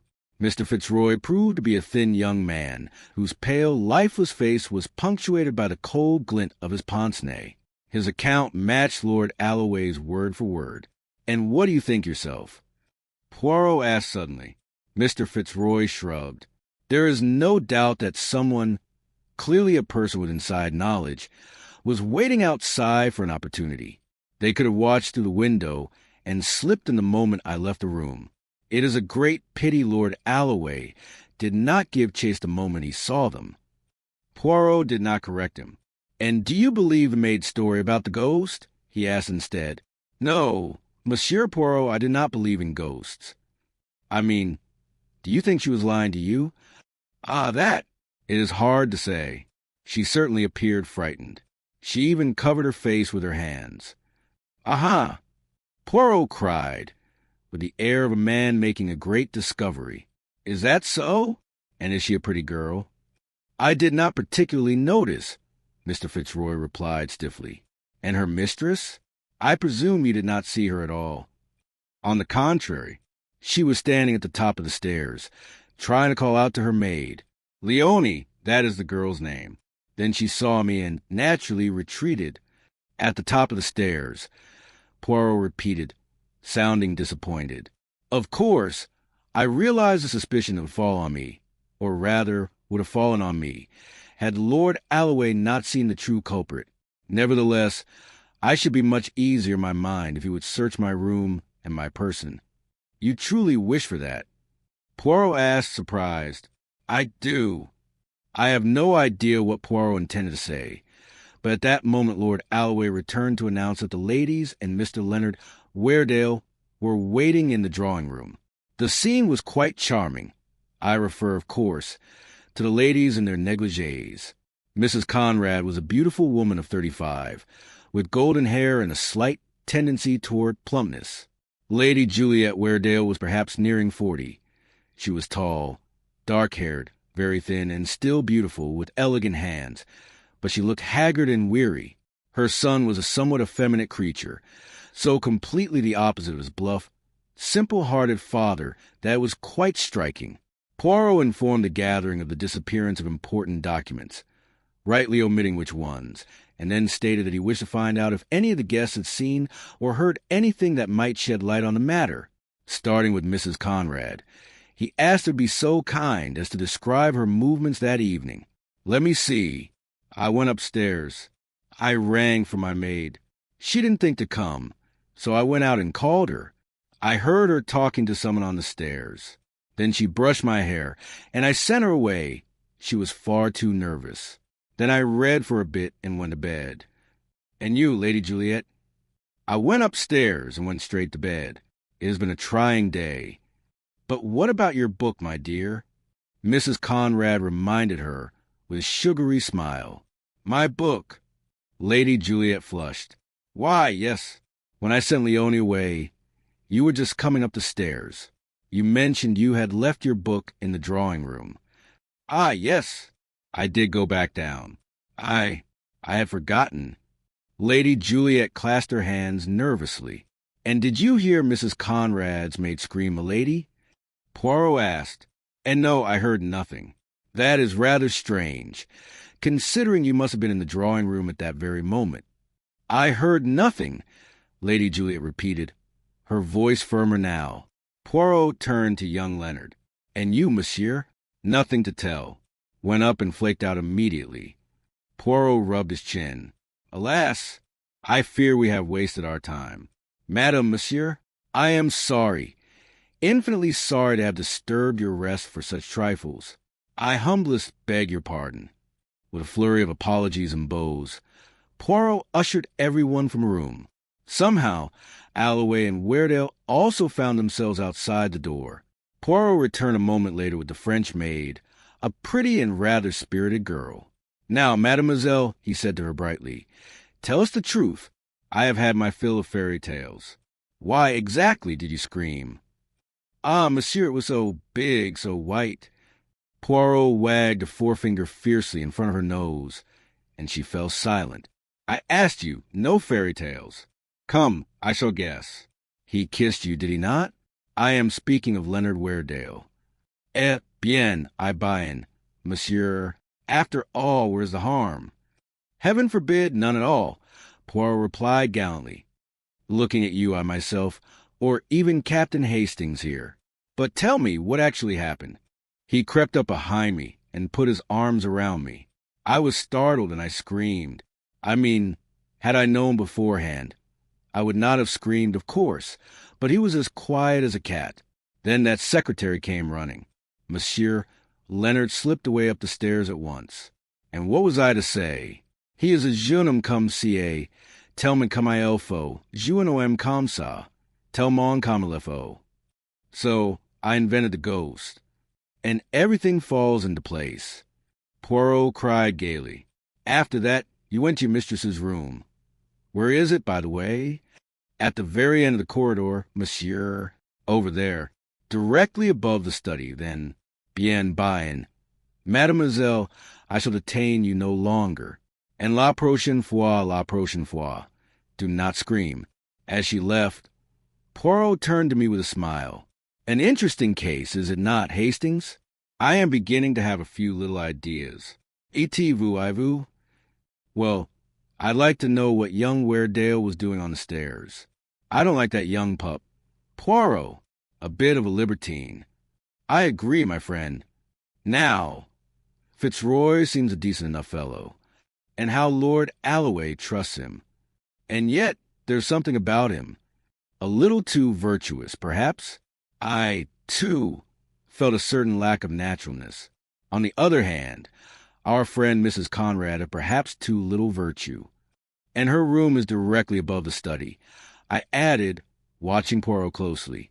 He merely smiled and shook his head. No, my friend, I cannot envision that sophisticated lady climbing down a drain pipe or leaping from a balcony. At that moment the door opened, and to my utter astonishment, Lady Juliet Weardale slipped into the room. Monsieur Poirot, she said breathless, may we speak in private? Captain Hastings, milady, is my second self. You may speak before him as though he hears nothing, as if he were not here at all. Pray, sit down. She sat, her eyes fixed on Poirot. What I have to say, it is so difficult. You are in charge of this matter, are you not? If the papers are found, will that be the end of it? I mean, could there be no further questions? Poirot gave her a piercing look. If I understand you correctly, milady, your proposal is this. I receive the documents and hand them to Lord Alloway on the condition that he asks no questions as to how they came into my possession. Is that it? She looked down. Yes, I must be sure there will be no publicity. I imagine Lord Alloway desires it as little as you do, Poirot remarked coldly. Then you agree? One moment, milady. That depends on how soon you can place the papers in my hands. Almost immediately. Poirot glanced at his watch. And to be precise? In 10 minutes, she whispered. It is a bargain, milady. As she hurried from the room, I let out a whistle. Your summary, Hastings? Poirot asked. Bridge. I replied succinctly. Ah, so you remember the phrase dropped by the Admiral. What a memory, Hastings. Well, everyone is very fortunate. Our conversation was interrupted by the appearance of Lord Alloway. He looked at my friend inquiringly. What now, Monsieur Poirot? I fear the answers you received were most inconclusive. On the contrary, my lord, they have cleared up a great deal. And since there is no further need for my presence here, I shall, with your permission, return to London immediately. Lord Alloway seemed struck dumb. But, he stammered at last, what have you discovered? Do you know who took the blueprints? Yes, my lord. It only remains for you to promise me that, should they be returned anonymously, you will cease all investigation at once. Lord Alloway gave Poirot a searching look. You mean, upon the payment of a certain sum? No, my lord. No payment. It will be entirely gratuitous. Naturally. The most important thing is to have them back, Lord Alloway said hesitantly. He looked utterly bewildered. In that case, I strongly urge you to agree. Only you, the Admiral, and your secretary know of the disappearance. Consequently, only the three of you need know of their return. You may count entirely on my support. Leave the mystery to me. You asked me to recover the papers. I have done so. Beyond that, you know nothing. Poirot rose and extended his hand to Alloway. My lord, he said solemnly, it has been a great honor to meet you. I believe in you. I believe in your devotion to the interests of England. You will rule her with a firm, steady hand. Monsieur Poirot, I swear to you that it shall be so. I do not know if it is a virtue or a fault, but I have faith in my own powers. That is the quality of every great man. I am the same myself, Poirot declared grandly, puffing himself out like a turkey cock. A few minutes later, the car drew up to the steps. Lord Alloway bid us farewell with a warmth even greater than that of our arrival. A great man, Hastings, Poirot remarked as we drove away. A rare combination of a subtle mind and a powerful spirit. The very man England needs in these difficult times. I quite agree, Poirot. But how could you treat Lady Juliet so? She will have to return those blueprints directly to Alloway now. What will she think, finding you gone without a word? Hastings, I wish to ask you one question. Poirot turned to me. Why? In your opinion, could Lady Weardale not give me the papers immediately? Well, she didn't have them on her. Exactly. And how long would it take to fetch them from her room, or from some hiding place in the house? Do not answer. I shall tell you. Approximately 2.5 minutes. And yet she asked for 10. Why? Clearly, she had to obtain them first from another person who had yet to be convinced or persuaded. And who could that person be? Not Mrs. Conrad, but a member of her own family, her husband or her son. Which one? Leonard Weardale told us that he went straight to bed and flaked out. But we know that was not the case. Suppose his mother went to his room and found it empty. She hurried downstairs, gripped by a terrible foreboding, for she knows better than anyone that her son is capable of anything. She did not find him, and later, hearing him claim he never left his room, she concluded that he was the one who stole the documents. Hence, her conversation with me. But, my friend, Poirot continued, we know more than she does. We know her son could not have been in the study, for he was occupied with his amours with the pretty maid. Even if his mother doesn't know it, Leonard Weardale has an alibi. But look here, Poirot, then who did steal the papers? You've eliminated everyone, the maid, Mrs. Conrad, Lady Juliet, and now her son. Precisely. Exercise your little gray cells, my friend. The solution is right before you. I shook my head helplessly. Come now, Hastings. Think. Look. Fitzroy leaves the study, leaving the blueprints on the table. A few minutes later, Lord Alloway enters. He goes to the table, and the papers are gone. There are only two possibilities. Either Fitzroy did not put them on the table, but slipped them into his pocket, which would be illogical, as Lord Alloway noted he had every opportunity to copy them, or the papers were on the table when Lord Alloway approached it, in which case they ended up in his pocket. You mean Lord Alloway stole the blueprints? I cried, utterly stunned. But why? Why? Did you not tell me of that old scandal? You said he managed to prove his innocence. But what if there was a grain of truth in that story? A politician of his stature must be beyond reproach, Hastings. If it came to light now with new details, his career would be finished. Suppose, my friend, that he was being blackmailed, and the price of silence was a blueprint of the new submarine. The dirty traitor! I exclaimed. No, no, Hastings. He is an ingenious man. Suppose, my friend, that he copied those blueprints, making, as a talented engineer, certain alterations to every detail that rendered the entire design practically unworkable. Then I believe he delivered these blueprints to the enemy agent, Mrs. Conrad. However, To ensure there was no doubt as to their authenticity, a theft of the real ones had to be staged. Notice how Lord Alloway did everything possible to divert suspicion from his guests, suggesting a thief from the garden. Unfortunately, he could not overcome the Admiral's stubbornness, after which his main concern became shielding Fitzroy from suspicion. "This is all mere guesswork," I protested. "No, my friend, it is psychology. A man who had truly betrayed his country would hardly care where the suspicion fell. And why? Do you think, was he so keen to keep the details from Mrs. Conrad? Because, my friend, he had handed her the forgeries before the theft was even staged, and she must never discover the truth. Still guesswork," I muttered doubtfully.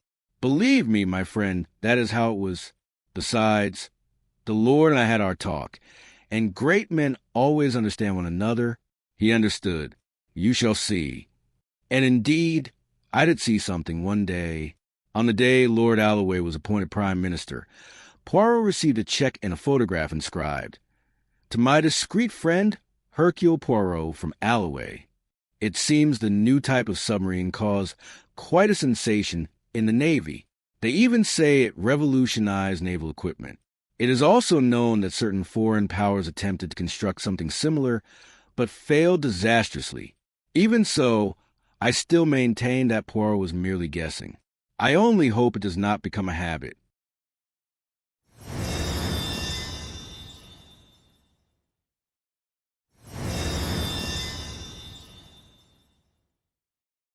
The Fourth Man, by Agatha Christie. Catching his breath, Canon Parfitt wiped his face and neck with a large checkered handkerchief. There was no denying it. At his age, chasing after trains was becoming a trial. The years had brought a certain heaviness, and now even a brisk walk left him short of breath, let alone a sprint. When explaining this new frailty, he would always say with quiet dignity, "The heart is a bit fluttery, you know." Having found his first-class compartment, the Canon settled into a corner seat and gave a sigh of relief. As he stretched his legs out blissfully, he felt the warmth of the well-heated carriage seep into his chilled body. The snow falling outside no longer seemed a threat. A comfortable spot, he thought, especially for such a long night journey.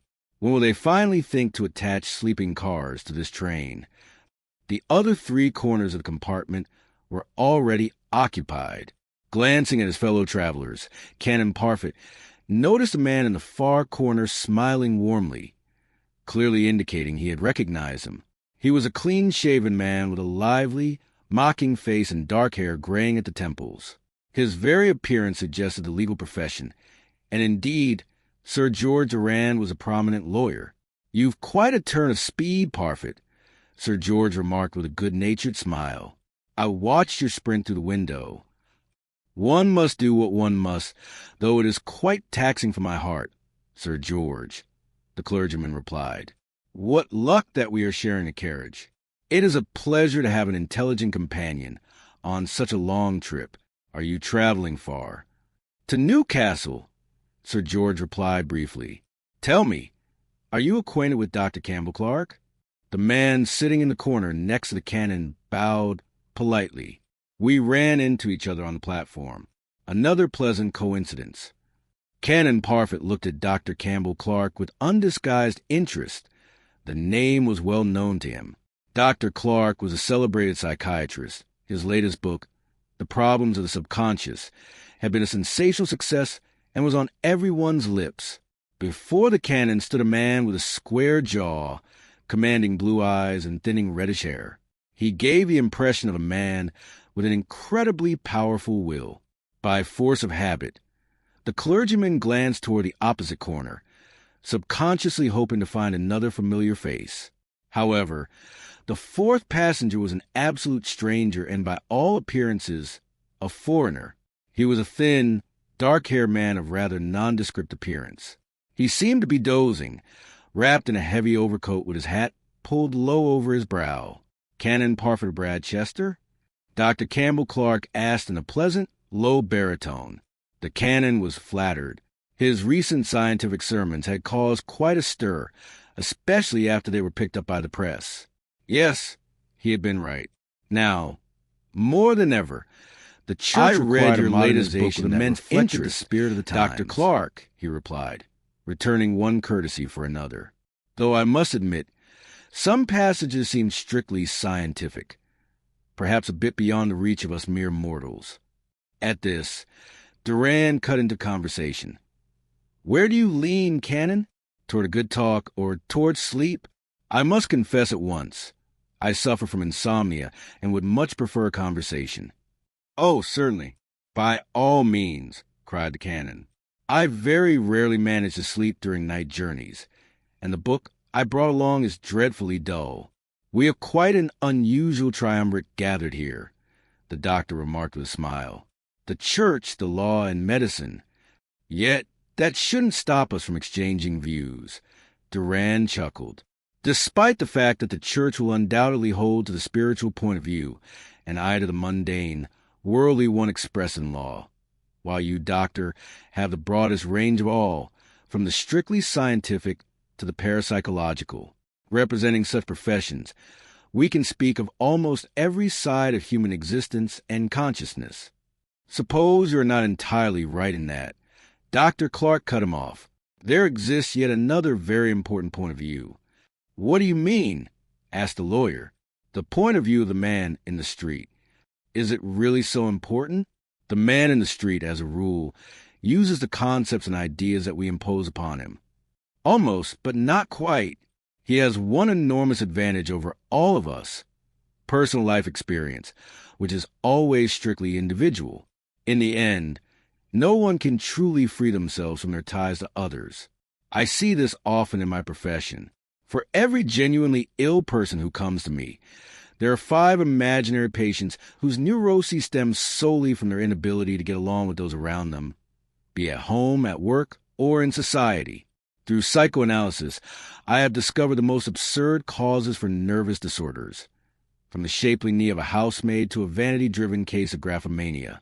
But the root cause is always psychic incompatibility, where a clash of different mindsets, opinions, and perceptions of life causes our wild human nature to crawl to the surface. It seems you've had to deal with many people with frayed nerves, the Canon remarked sympathetically. His own nerves were in perfect order. There you go again. Nerves, nerves. Dr. Clark flared up. Many of my patients say that very word, and then they laugh, claiming their nerves are just acting up. Modern medicine does not treat the causes, about which we know no more than they did in the days of Queen Elizabeth. It treats the consequences of nervous disorders. Good heavens, muttered Canon Parfit, somewhat stunned by the doctor's explosive reaction to his innocent remark. Can that truly be the case? Yes, and we pass this off as an achievement of civilization, Dr. Campbell Clark said bitterly. In the recent past, man was considered a simple, primitive animal, a combination of body and soul. The learned men believe that only the former suffer from strain, while the soul, well, the soul just fluttered about like a carefree, light-hearted bird. Man consists of 3 substances, body, soul, and spirit, the clergyman said softly. Spirit? And what is that? Well, the soul is more or less clear. That is the psyche. But what do you priests mean by the spirit? You don't really know yourselves. For centuries you have struggled for a precise definition, yet to this day the term cannot be understood by the mind any more than the soul can be touched by the hands. The canon cleared his throat to deliver one of his scientific sermons, but to his great annoyance, the doctor did not allow it. He pressed on forcefully. Are you sure you chose the right word? Spirit? Or perhaps it should be spirits? Spirits, Sir George Durand asked, arching his eyebrows mockingly. Yes. Campbell Clark turned a burning gaze upon him. He leaned forward and lightly tapped the lawyer on the chest. Are you sure that in this mortal frame there is only one tenant? Who can say for certain?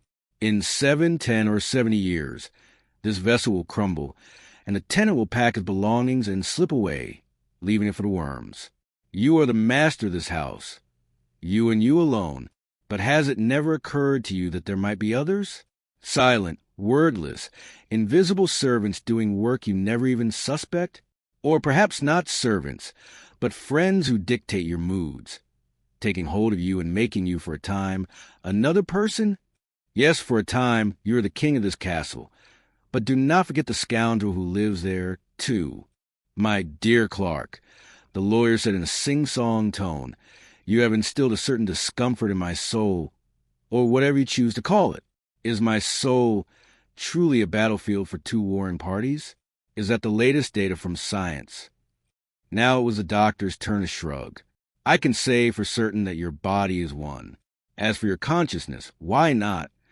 Very interesting, Canon Parfit said, without much enthusiasm. Oh, yes, the wonderful science of psychiatry. To himself, however, he noted, one could make a magnificent sermon out of all this. But Dr. Campbell Clark fell silent, as if suddenly exhausted, and leaned back in his seat. The fact is, he continued after a pause, that in Newcastle, an interesting case awaits me. A neurasthenic suffering from a dual personality. Dual personality, Sir George Durand repeated thoughtfully. Such cases are not all that rare. Accompanied by temporary memory loss, I assume. I recall a case that was heard in the High Court a few years ago. Dr. Clark nodded. I remember the classic case of Felicity Bout. It was all over the newspapers. Of course, Canon Parfit chimed in. I followed that case with interest, but that was quite some time ago, 7 years or so. Dr. Clark nodded again. That girl became an overnight celebrity. The most prominent scientists from all over the world came to observe her, for completely different personalities lived within her. They were even classified as such, Felicity 1, Felicity 2, and so on. And no one had any doubts or suspicions that they were simply being hoodwinked.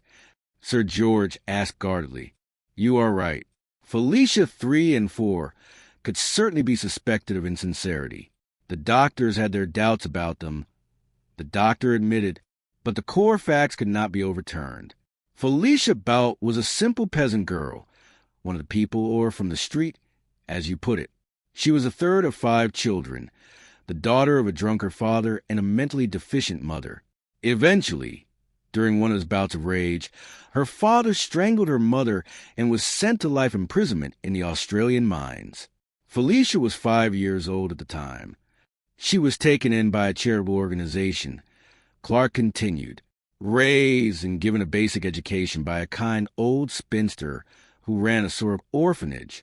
However, she failed to mold Felicia into anything substantial. She described the girl as remarkably dull and slow, with stunted development.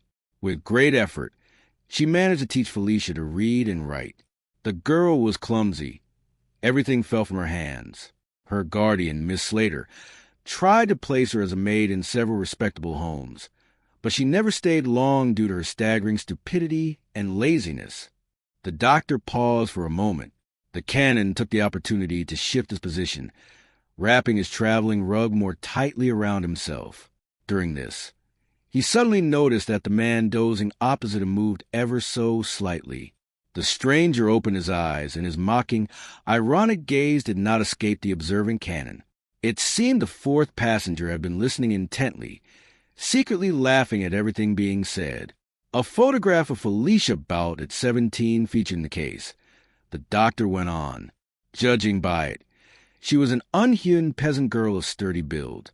Looking at that photo, one could never guess that this gray mediocrity would soon become one of the most famous personalities in the world. 5 years later, at 22, Felicia suffered a severe nervous illness. Upon her recovery, she began to manifest very strange symptoms, the study of which caused a genuine sensation in the scientific community. The personality named Felicia 1 was the original self of Felicia Bout, as she had been known for years. She wrote in English with errors and terrible handwriting. She knew no other languages and, certainly with those hands of hers, could not play a single instrument. In contrast, Felicia, too, spoke fluent Italian and passable German. She wrote beautifully in French, understood politics and art, and had a passion for the piano. Felicia 3 was similar to the second in many ways, intelligent and well-educated, but her moral character was the polar opposite. She was a thoroughly brazen creature who had adopted the low habits not of the countryside, but the metropolitan demi-monde. This impossibly loose girl spoke in such choice argot that the ears of the examining medics burned. She cursed religion and so-called respectable people with hatred, calling the men beasts among beasts. And finally, there was Felicia for a dreamy, otherworldly being very devout with the inclinations of a medium. But this fourth personality was somewhat more shaky and elusive, leading some to think it was a trick of Felicia 3, a mocking protest against a gullible public. As for the other three, they were distinct and manifested independently. Felicia 2 was dominant, usually remaining for 2 weeks. Then Felicia 1 would take over for a day or two, followed by 3 or 4 for just a few hours. Each transformation was preceded by agonizing headaches, and followed by a long sleep. Afterward, the girl would completely forget the state she had been in, returning to life exactly at the moment the transition had occurred. She lost all sense of time and reality. Astonishing, simply astonishing, how little we know of the wonders of the universe. The priest could not help but exclaim. On the contrary, we know perfectly well how many swindlers and charlatans there are in this world, the lawyer remarked, cooling his fervor. The phenomenon of Felicia Bout was studied not only by doctors, but by members of your own profession, Sir George, the doctor countered. If you recall, Maitre Quimbilier conducted a thorough investigation and fully confirmed the scientist's view. And why be so surprised? We often see eggs with 2 yolks or twin bananas. Why shouldn't there be a double soul, or, in this case, for souls in one body? A double soul? Now that is going too far, the canon protested. Dr. Campbell fixed his piercing blue eyes on him. Well, what else can you call it? According to religious concepts, it is a soul that defines the human personality. It's a mercy such things are only observed in the mentally ill, Sir George remarked. Imagine the chaos if this phenomenon spread to people like us. The case was indeed unique, the doctor agreed. It is only a pity that deeper research was cut short by Felicia's sudden death. Her death was not quite ordinary, as I recall, the lawyer said slowly. Dr. Campbell nodded silently. Not ordinary at all. One morning, the girl was found dead in her bed. She had been strangled, but to everyone's amazement, the inquest established beyond doubt that she had strangled herself. The marks on her neck were the prints of her own fingers. A somewhat unusual method of suicide, you must admit, though physically possible. It requires incredible effort and a supernatural strength of will. What drove Felicia to do it remains a mystery. Her mental state was always a cause for concern. Those are the facts. Everything else is shrouded in shadow. At that moment, the man in the far corner let out a soft chuckle. His 3 companions jumped in surprise. Engrossed in their conversation, they had entirely forgotten his existence. Seeing their astonished faces, the 4th man huddled deeper into his vast overcoat and laughed again. For heaven's sake, excuse me, gentlemen, he said in impeccable English, which, however, betrayed him as a foreigner. He sat back more comfortably, lowered the collar of his coat, and pushed his hat to the back of his head, revealing a pale face with a small black mustache. Yes, once again, I ask your pardon, gentlemen, he repeated, offering a mocking bow. So, you maintain that science has not yet had its final word? And do you, perhaps, know something of the matter? Dr. Clark inquired cautiously. Of the specific case? No, but I knew the girl you were just speaking of. Felicia Bout? Yes, and also Annette Ravel. Of her, I suppose you have never heard? And yet, the fate of the one is inextricably woven with the fate of the other. I dare say you know nothing of Felicia Bout if you do not know the story of Annette Ravel. He pulled a watch from his pocket and glanced at it. 30 minutes until the next stop. Quite enough time to tell you what I know, if it interests you. Of course, we would be delighted to listen, young man, the doctor said with dignity. With the greatest pleasure and immense interest, the canon chimed in. Sir George merely settled deeper into his seat, the very picture of attention. "My name is Raoul Leterdeau," the stranger began. "You were just speaking of an English lady, Miss Slater, who occupied herself with charity. I was born in a fishing village in Brittany, and when my parents perished in a railway accident, Miss Slater came to my rescue, saving me from the French equivalent of your workhouse, so vividly described by Charles Dickens. Under this kind woman's care were some 20 orphans, boys and girls. Among them were Felicia Bow and Annette Revel. Unless I explain what the latter was like, I fear you will understand nothing. Annette was a daughter of what we sometimes call a songbird, though she was, in fact, a dancer, abandoned by her lover. She soon died of tuberculosis, and the little girl was left all alone. When I first saw her, she was about 11. She was a vivid, fiery creature, full of spirit, a restless soul with a mocking, flirtatious gaze.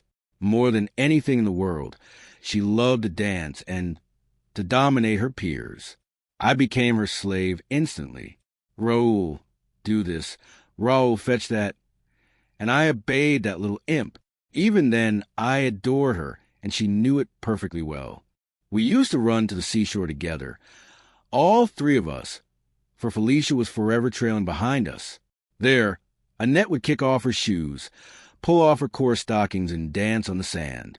When she had finished her frolic, we would sit on the shore, and she would tell us of what she would one day become.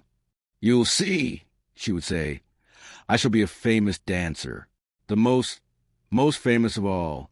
I'll have hundreds, no, thousands, of beautiful silk stockings. I shall live in an exquisite house with servants. All my lovers will be young and handsome, not to mention fabulously rich. And in the winter, I won't dance. I'll go south, to the sun, to the warmth. There are magnificent villas there with orange trees. I'll buy one for myself. I'll lie in the sun on pink silk cushions and eat oranges. Don't frown, Raoul. I'll never forget you, you silly boy, no matter how famous or rich I become. I'll protect you and watch over your career. And Felicia shall be my maid. Though, no, she is all thumbs. Just look at how big and coarse her hands are." Hearing such words, Felicia would grow terribly angry, but Annette would only continue to tease her. "Our Felicia is a true lady, so elegant, so refined. She is a princess at a masquerade, disguised as Cinderella. Ha ha ha! My father and mother were married, not like yours." Felicia would snap back viciously. "Quite right," Annette would retort, "and your loving papa strangled his wife.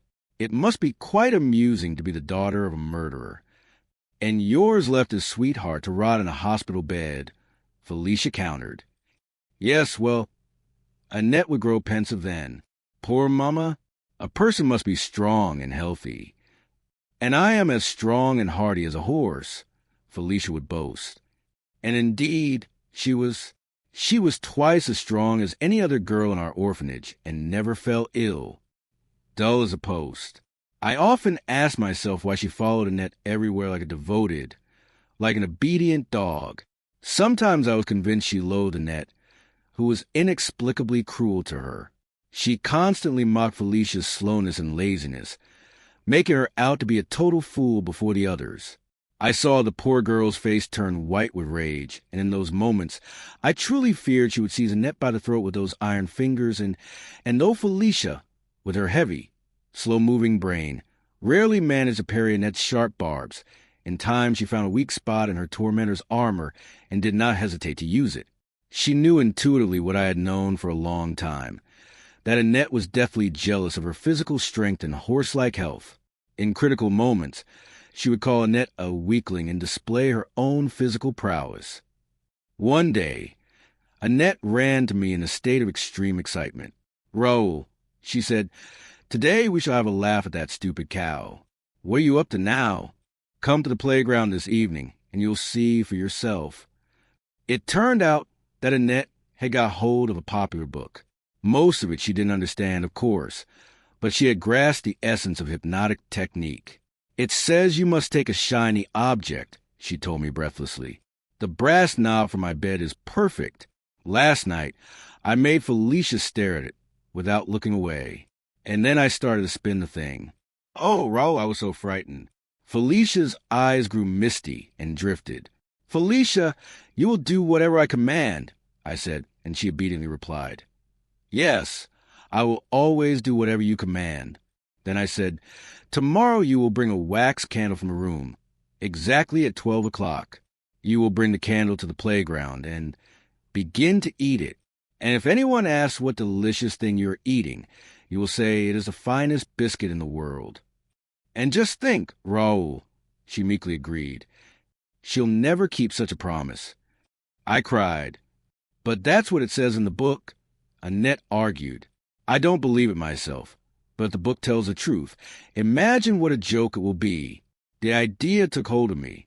We told the other children to gather at the playground at noon the next day, and exactly at that time, as everyone waited curiously to see what would happen, Felicia stepped out of the house with a candle stub in her hand. You won't believe it, monsieur, but she began to gnaw on that candle with relish. Everyone was in ecstasy. From time to time, one of the children would run up and ask what she was eating, and she would solemnly reply, "This is the tastiest biscuit in the world," and we would all double over with laughter. Finally, our roaring laughter woke Felicia from the spell. She slowly emerged from her trance and looked with surprise first at us, then at the candle stub in her hands. She passed a hand over her face and asked, "What was I doing just now?" "Eating a candle." We answered her through our laughter. "It was I who made you do it. It was I. Annette shrieked, dancing around bewildered Felicia. Felicia looked at her with pure loathing and took a few steps forward. "So, it was you who made a laughingstock of me," she said menacingly. "Well, I shall remember this. I'll kill you, you little wretch." She spoke in a tone of such sinister calm that it sent shivers down my spine. Terrified, Annette dived into the crowd of children and hid behind my back. "Save me, Raoul. I'm afraid of her," she squealed. "It was only a joke. Felicia, only a joke." "I do not care for such jokes," Felicia replied. "Do you understand? I hate you. I hate you all." Bitter tears sprang to her eyes, and she ran away. Annette was not pleased with her first successful hypnotic experiment and never repeated it. But from that day on, her influence over Felicia only grew stronger. Perhaps Felicia always hated Annette, yet she was drawn to her like a magnet. After that prank in the yard, she followed her everywhere like a devoted dog. Soon, monsieur, I found steady work and returned to Miss Slater's private boarding house only occasionally, during my holidays. No one took Annette's dream of becoming a dancer seriously, but as time passed, she was found to have a fine voice, and Miss Slater sent her to study singing. Annette was not only ambitious, she possessed a staggering capacity for work. Whatever she took up, she did like one possessed.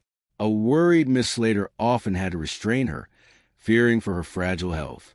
Once, she confessed to me, "I know how fondly you feel for Annette. Persuade her not to work so hard. Lately, she's developed a strange cough that I do not like. But soon, life cast me far away." 1 or 2 letters came from Annette, followed by a long silence. For 5 years I worked abroad, hearing nothing of her.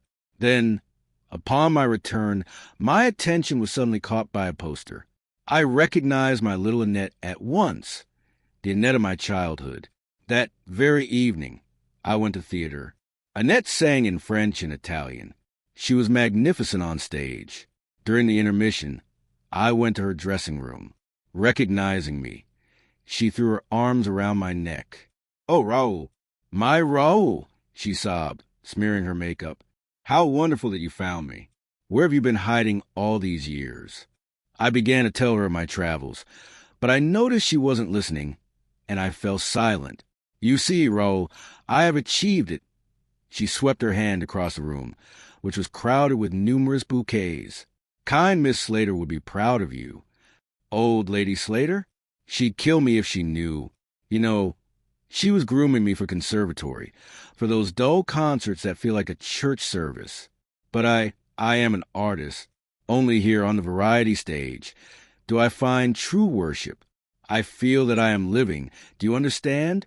Living. At that moment, a handsome, distinguished man of middle age entered the room. He eyed me suspiciously, and Annette chirped. Meet Vitold. He is a childhood friend, just passing through. He saw me on the poster. The stranger softened at once and bowed politely, not at all embarrassed by my presence. He produced a costly bracelet set with rubies and diamonds. Snapping it onto Annette's wrist, he kissed her neck. As I prepared to leave, she gave me a triumphant look and, approaching me, whispered with a joyful, almost childlike glee, "You see, I have reached it. Now the whole world is before me." But as I walked out, I heard her dry, hacking cough. I understood perfectly what it meant. It was the inheritance of her consumptive mother. I saw Annette one more time, 2 years later. She had sought refuge at Miss Slater's house. Her career was over. The doctors were powerless to stop her galloping consumption. God, I shall never forget that possessed look in her eyes, the feverish glitter. She lay in a gazebo in the garden, as the doctors had prescribed fresh air day and night. Her cheeks were hollow, and bright spots burned through her pale, parchment-like skin. She greeted me with the despair of the doomed, yet still refusing to believe the end was near. "How glad I am to see you again, Raoul. Can you imagine? They fear I won't recover. They whisper behind my back and tell me soothing nonsense to my face. But it's not true, Raoul. Do you hear me? It isn't true. I will not allow myself to die. To die now, when all the charms of life have just opened before me. The main thing is the will to live. All the medical luminaries write about it now. And I, as you know, am not one of those weaklings who submissively fold their hands. I will not give up. Internally, I already feel better. Here, listen." She propped herself up on an elbow, feverishly searching my face for confirmation of her words, then fell back helplessly onto the pillows, struck by an uncontrollable fit of coughing that shook her fragile frame. "The cough is nothing," she panted, catching her breath. "Even the blood does not frighten me.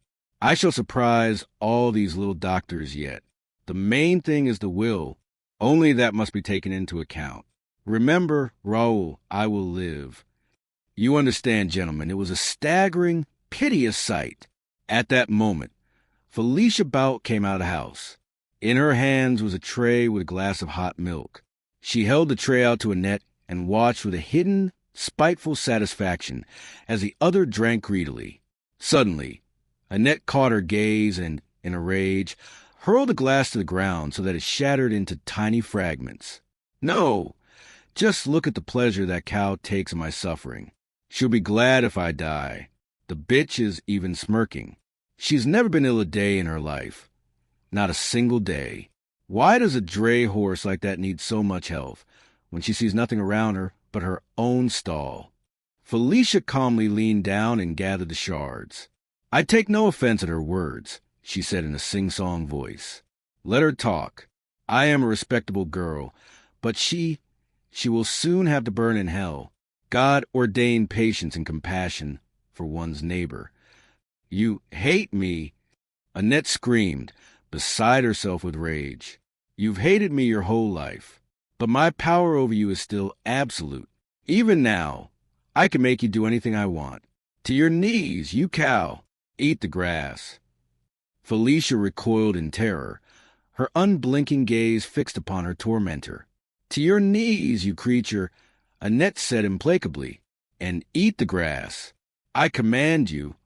To my utter amazement, Felicia slowly lowered herself onto all fours and began to chew the grass. Her expression was dull and vacant, like that of a beast. I felt a wave of horror. Annette, however, threw back her head and laughed musically. "Just look at her. What a stupid face. Well, enough. Stand up and stop staring at me. Remember, I am your mistress, and you must always obey me." This burst of psychic energy exhausted her last physical strength, and she fell back helplessly onto the pillows once more. Felicia brushed off her dress, picked up the tray, and walked slowly toward the house.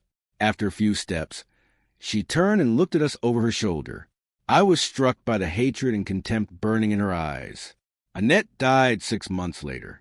I was away at the time and did not witness her end. I can only imagine how terrible it was. She clung to life desperately, fighting death like a mad woman until the very last minute. I was told she never stopped crying out, "I won't die. Do you hear me? I won't die. I want to live. I want to live." When I saw Miss Slater, she asked me compassionately, "My poor Raoul, you loved her, didn't you?" "Yes, Annie, always, from the moment I first saw her. But what could I have given her? Let's not speak of it any more." Miss Slater was a delicate woman. We spoke of everything except Annette. Naturally, the conversation turned to Felicia. She worried Miss Slater deeply. After Annette's death, Felicia had suffered a prolonged nervous fit, and her behavior began to show startling eccentricities. "You know, Raoul, she has learned to play the piano." I had not known, and I was floored by such a metamorphosis. Felicia and the piano, they were utterly incompatible things. Besides having the hands of a dock worker, she had always been tone-deaf. "They say she has suddenly developed a musical gift," Miss Slater continued, bewildered. "I cannot wrap my head around it. You know how much trouble I had just teaching her to read and write." I nodded in agreement. A short while later, I entered the hall where we usually spent our time. Felicia was at the piano. Her manner reminded me exactly of Annette's performances in Paris. I was shocked by the discovery. Hearing my footsteps, she stopped playing, turned to me, and met me with a clever, mocking gaze, a look so characteristic of Annette. I stood rooted to the spot, and a thought occurred to me. No, gentlemen, I will not tell you what unexpected thought entered my mind. "Ah, it is you, Monsieur Raoul," she said lightly. I immediately caught the unusual inflection in her voice. Annette had always called me simply Raoul.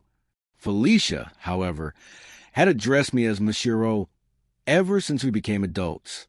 At this moment, that ordinary monsieur sounded like a blatant mockery in her mouth.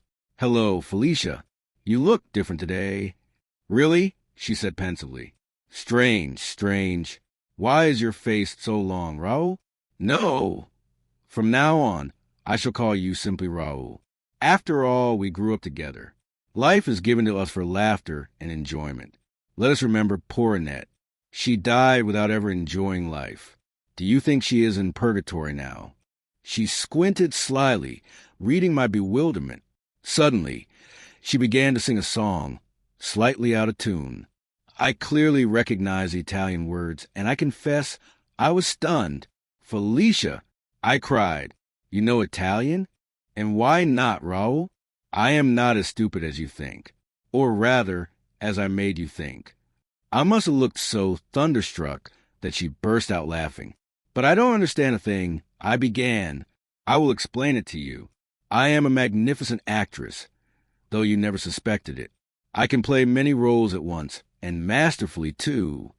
She laughed again and hurried out of the room before I could stop her. Before my departure, I saw her one last time. She was asleep in a large armchair, snoring like a drunken carter. I stood and watched her, wary of some new trickery. Suddenly, she started and opened her eyes. They were dull and lifeless once more.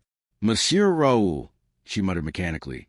"Yes, Felicia, I am leaving. Won't you play something for me as a farewell?" "I? Play? You're always mocking a poor girl, Monsieur Raoul. But you were playing only yesterday morning." "Me play? How could a coarse, unhewn girl like me play such a delicate instrument?" Then she fell silent, as if thinking hard, and signaled for me to lean closer. "Monsieur Raoul, strange things are happening in this house. Someone is playing cruel jokes. Moving the clocks. Yes, yes. I know what I'm saying. It's all her doing." "Whose?" I exclaimed in astonishment. "Annette's, of course. That spiteful little thing. When she was alive, she tormented me constantly. And even now, when she is dead, she rises from her grave to mock me." I stared at her, comprehending nothing. She was clearly terrified. Her whole body was shaking, and her eyes seemed to bulge from their sockets. She is evil, depraved, I tell you. She takes the bread from your mouth, the clothes from your back, and she takes your soul. Suddenly, she gripped my hands convulsively. I am afraid of her. I hear her voice constantly. It doesn't ring in my ears. It's right inside my brain. Felicia tapped her forehead with her knuckles.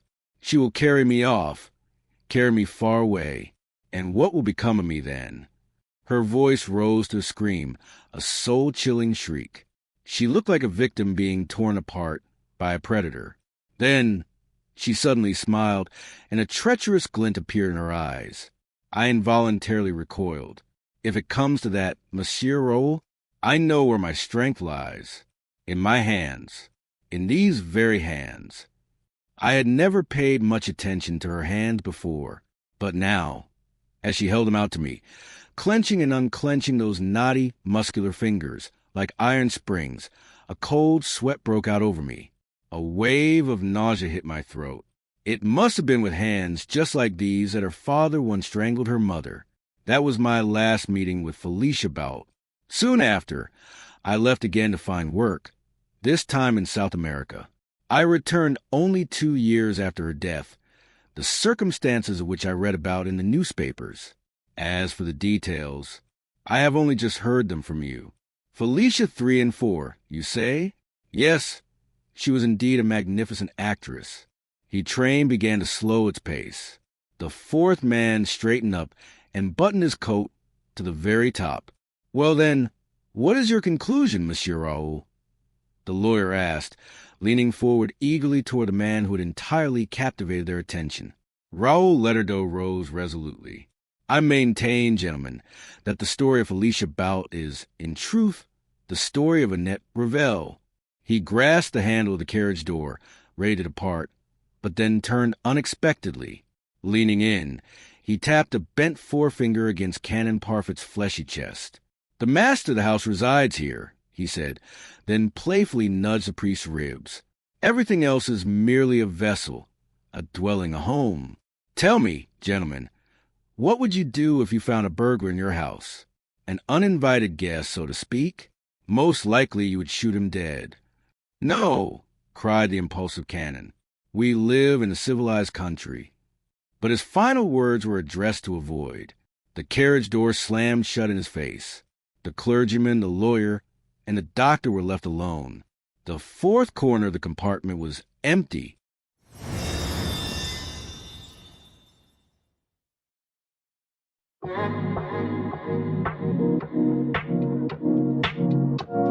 Agatha Christie, I'll come for you, Mary. Avoid all excitement and trouble at any cost. Dr. Mennel spoke these words in a calm, briskly cheerful tone. Yet, rather than soothing Mrs. Harder, the doctor's parting remark only deepened her anxiety. Your heart is a bit weak, the doctor added hurriedly, but it's nothing serious, I assure you. Still, it might be wise to install a lift. How do you feel about that? A shadow of concern crossed Mrs. Harder's face. A lift, Dr. Mennel repeated, searching in vain for something more comforting to say. It will allow you to avoid unnecessary exertion. A daily walk is essential, weather permitting, of course, but you must avoid any climbing. And most importantly, keep your mind occupied. On no account should you dwell upon your health. To the old lady's nephew, Charles Ridgway, the doctor gave more precise instructions. Don't misunderstand me, he said. Your aunt may well live for many years yet. However, a sudden shock or overexertion could prove fatal. She must lead a quiet life, but at the same time, she mustn't be allowed to grow bored. You must keep her spirits up and keep her mind off her ailment. Charles was the sort of young man who believed that luck doesn't simply happen. One has to help it along. That very evening, he suggested to his aunt that they install a wireless set. Mrs. Harder, already distressed by the prospect of the lift, did not care for the idea. Charles persisted. I am no great admirer of these modern contraptions, Mrs. Harder said in a plaintive voice. All those electric waves, they might do me harm. With an air of superiority, though not unkindly, Charles attempted to show her the absurdity of such a notion. Mrs. Harder, whose knowledge of radio was hazy at best, but who possessed a formidable stubbornness when it came to her own opinions, remained unmoved. "Oh, this electricity, you may say what you like, but it affects some people quite poorly. I always get a dreadful headache before a thunderstorm." Charles was an easygoing young man, but he was also quite determined. "My dear Aunt Mary, let me explain the matter to you."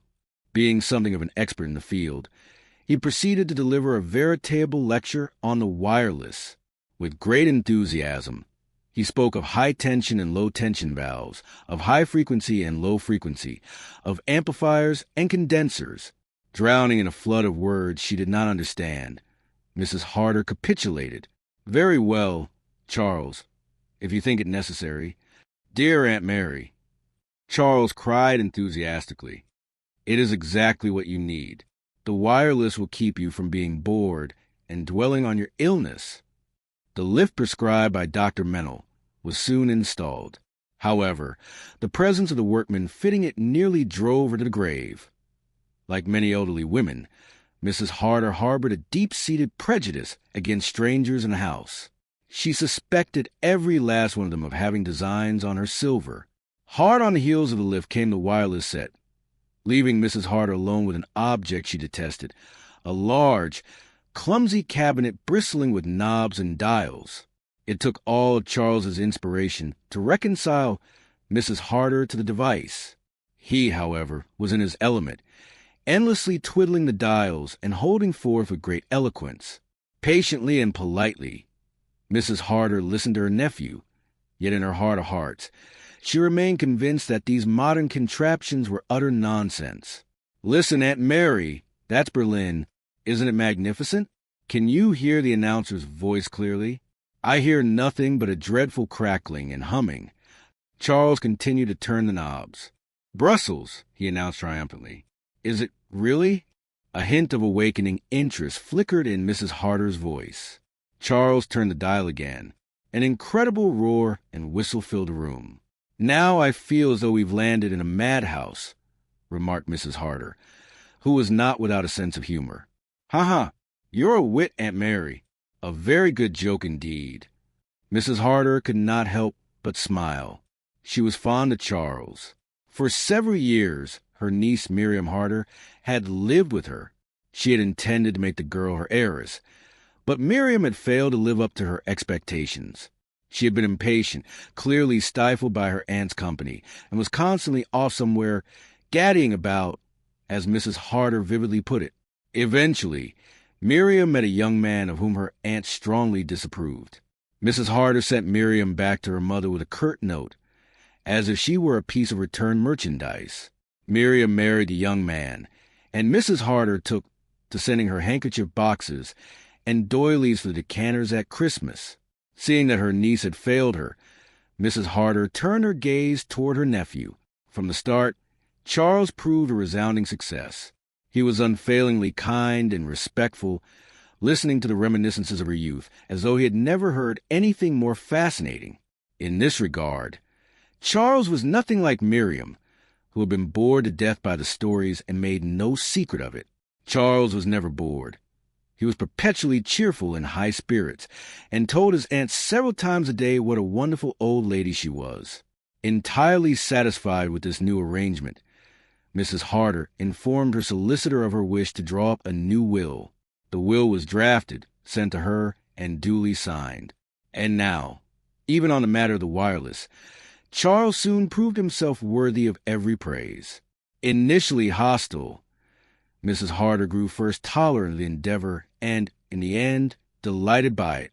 She especially enjoyed the wireless on those evenings when Charles was out. Settled comfortably in her armchair, she loved to listen to symphony concerts or lectures. In those moments, Mrs. Harder felt truly content and happy. The first supernatural occurrence took place 3 months later. Charles was not at home. He was out playing bridge with some friends. That evening, a program of ballads was being broadcast. During the concert, a strange thing happened. The music and singing abruptly broke off. For a moment, there was a flurry of static and crackling, and then all fell silent. A stillness followed, soon broken by a faint, droning hum. Then, with startling clarity, a man's voice spoke, marked by a slight Irish accent. "Mary, do you hear me, Mary? It is Patrick speaking. I am coming for you soon. You will be ready, won't you, Mary?" And then, almost instantly, the strains of music filled the room once more. Mrs. Harder sat motionless, her hands gripping the armrests of her chair. Had she dreamed it? Patrick's voice. Patrick had spoken to her. In this very room. No, it must have been a dream, or perhaps a hallucination. Most likely, she had simply nodded off the things one dreams. Her late husband's voice, speaking to her through the ether. It frightened her a little. What was it he had said? "I am coming for you soon. You will be ready, won't you, Mary?" It is a warning, thought Mrs. Harder, rising slowly and with some difficulty from her chair. All that money wasted on the lift. She told no one of the incident, but in the days that followed, she went about her business preoccupied and pensive. After a short while, it happened again. Once more, Mrs. Harder was alone in the room. The wireless, which was broadcasting orchestral miniatures, fell suddenly silent. There was a hush, a sense of vast distance, and finally, Patrick's voice. It did not sound as it had in life. It was remote, possessed of a strange, unearthly timbre. "Mary, it is Patrick speaking to you. I am coming for you very soon now." Then came a crackle, a hum, and the orchestral miniatures resumed. Mrs. Harder glanced at the clock. No, she had not been sleeping this time. She had heard Patrick's voice while wide awake, and she was absolutely certain it was no hallucination. Mrs. Harder tried, somewhat confusedly, to recall everything Charles had explained regarding the theory of radio waves. Was it possible that Patrick was truly speaking to her? Could Patrick's actual voice have reached her across such an immense void? The receiver was short of long waves, or some such thing. She remembered Charles mentioning gaps in the scale. Was it possible that these so-called psychic phenomena occurred precisely because of those missing waves? There was nothing absurd in the notion. Patrick was simply utilizing the wonders of modern science to warn her of what was to come. Mrs. Harder summoned her maid, Elizabeth, a tall, somber woman of about 60. "Elizabeth, do you remember what I told you? The top left drawer of my bureau. Everything is prepared there." "Prepared for what, madam?" "For my funeral," snapped Mrs. Harder. "You know perfectly well what I mean. You helped me pack those things yourself." Elizabeth's face began to twitch. "Oh, madam," she wailed, "you mustn't think of such things. I had so hoped you were feeling much better." "Sooner or later, we all must die," Mrs. Harder replied. "I am over 70, Elizabeth. Now, stop your whimpering, or if you must, go and cry somewhere else." Elizabeth left, still sobbing. Mrs. Harder watched her go with a look of great affection. "Foolish old woman, but very devoted to me. By the way, how much did I leave her? Was it £100 or only 50? I must make 100. This question troubled Mrs. Harder so much that the following day she instructed her solicitor to send her the will. That same day at breakfast, Charles startled her with a question. "By the way, Aunt Mary, who is that funny old buffer upstairs in the corner room? I mean the photograph over the mantelpiece. The old buck in the hat with the sideburns." Mrs. Harder looked at him sternly. "That is your Uncle Patrick." "Oh, Aunt Mary, forgive me, for heaven's sake. I didn't mean to offend you." With a dignified nod, Mrs. Harder signaled that the apology was accepted. Charles continued, sounding embarrassed. "It's just that I was surprised. You see." Mrs. Harder cut him short. "Well, what were you going to say?" "Nothing," Charles replied hastily. "Nothing worth mentioning, really." Mrs. Harder dropped the subject, but later that day, when they were alone in the room, she returned to it. "I should like you to explain, Charles, why you spoke of your uncle's photograph. As I told you, Aunt Mary, it was a silly fancy. Nothing more. Absolutely ridiculous." "Charles, Mrs. Harder said commandingly. "I insist that you tell me everything." "Very well, my dear aunt, since you insist. I thought I saw him, the man in the photograph, as I was coming up the drive last night. He was looking out the end window, a trick of light and shadow, I suppose. I remember thinking, who on earth could that be? Later, Elizabeth told me there had been no strangers in the house, no guests. Then, later in the evening, I happened to go into the corner room and saw the photograph over the mantel, the very image of the man looking out of the window. It's easily explained, of course, a subconscious phenomenon. I must have noticed the photograph before and simply imagined I'd seen that face at the window." "In the end window?" Mrs. Harder asked sharply. "Yes. Why?" "Nothing." This conversation agitated Mrs. Harder. That room had once been her husband's. That evening, Charles went out again. Mrs. Harder sat in her room, listening to the wireless with feverish impatience. If she heard her husband's voice a third time, it would confirm beyond all doubt that she was indeed in contact with the world beyond. And though her heart beat rapidly, she was not in the least surprised when the broadcast broke off and, after the usual interval, she heard that distant voice with the Irish accent. "Mary, are you ready? I am coming for you on Friday at 9:30. Do not be afraid, it will be quite painless. Be ready." The music resumed. For several minutes, Mrs. Harder sat perfectly still. Her face had turned pale, and her lips were drawn and tinged with blue. Presently, she rose from her chair and moved to her writing desk. With a trembling hand, she wrote the following lines. "At 9:15 this evening, I clearly heard the voice of my late husband. He told me that he would come for me on Friday at 9:30. Should I pass away on the appointed day and hour, I wish this fact to be made widely known as indisputable proof of the possibility of communication with the world beyond. Mary Harder." After rereading the letter, she placed it in an envelope and addressed it. Then she summoned Elizabeth and handed it to her. "Elizabeth, if I should die on Friday evening, give this note to Dr. Mennel. Do not argue with me," she said, seeing that Elizabeth was about to protest. "You have often said you believe in premonitions. I have a premonition now. Furthermore, I have left you £50 in my will. I wish for you to receive 100. If before my death I am not in a state to go to the bank myself, Mr. Charles will see to it." As before, Mrs. Harder cut short her maid's tearful objections, determined to see her wishes fulfilled. She spoke to her nephew the very next morning. "Remember, Charles, if anything should happen to me, Elizabeth is to receive an additional £50. You've been quite gloomy these last few days, Aunt Mary," Charles said in a breezy tone. "What could possibly happen to you? According to Dr. Mennel, we'll be celebrating your centenary in 25 years' time." Mrs. Harder gave her nephew a fond smile, but did not reply.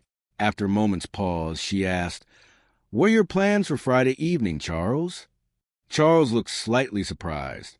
"I'm invited to the Ewings for bridge on Friday, but if you'd like me to stay home—" "No," Mrs. Harder replied firmly. "By no means, Charles. It is on that very evening that I should like to be alone." Charles looked at her with curiosity, but Mrs. Harder saw no need to offer further explanations. She was a woman of courage and felt she must face the coming ordeal alone, without assistance. On Friday evening, the house was uncommonly quiet.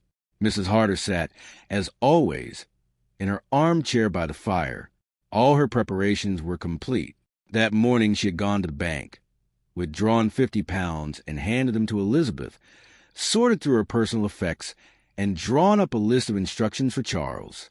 Taking a large envelope, she withdrew a document that was sent to her by Mr. Hopkins at her request. She had read it carefully before, but now she glanced over it once more to refresh her memory. It was a brief, lucid document. In gratitude for faithful service, she bequeathed £50 to Elizabeth Marshall, £500 to her sister, the same to her cousin, and everything else to her beloved nephew, Charles Ridgway. Several times during her reading, Mrs. Harder nodded approvingly. Charles would be a very wealthy man after her death. Well then, he deserved it. He had always treated her with love and kindness. He was always cheerful and strove to please her. Mrs. Harder looked at the clock. 3 minutes to 9:30. Her nerves were strained to the breaking point. 9:30. The wireless was switched on. What would she hear? The familiar voice announcing the weather forecast, or the voice of a husband who had died 25 years ago. But instead, she heard a fumbling at the front door. Then a draft of cold air swept through the room. A panic-stricken fear seized Mrs. Harder. The thought flashed through her mind. 25 years is a very long time. Patrick has become a stranger to me now. Terror overwhelmed her. Behind the door, soft footsteps could be heard, soft, hesitant steps. Then the door swung soundlessly open. Staggering, Mrs. Harder rose from her chair. She stared at the open doorway. A slip of paper slid from her hand and fell into the hearth. A stifled cry escaped her throat and died away instantly.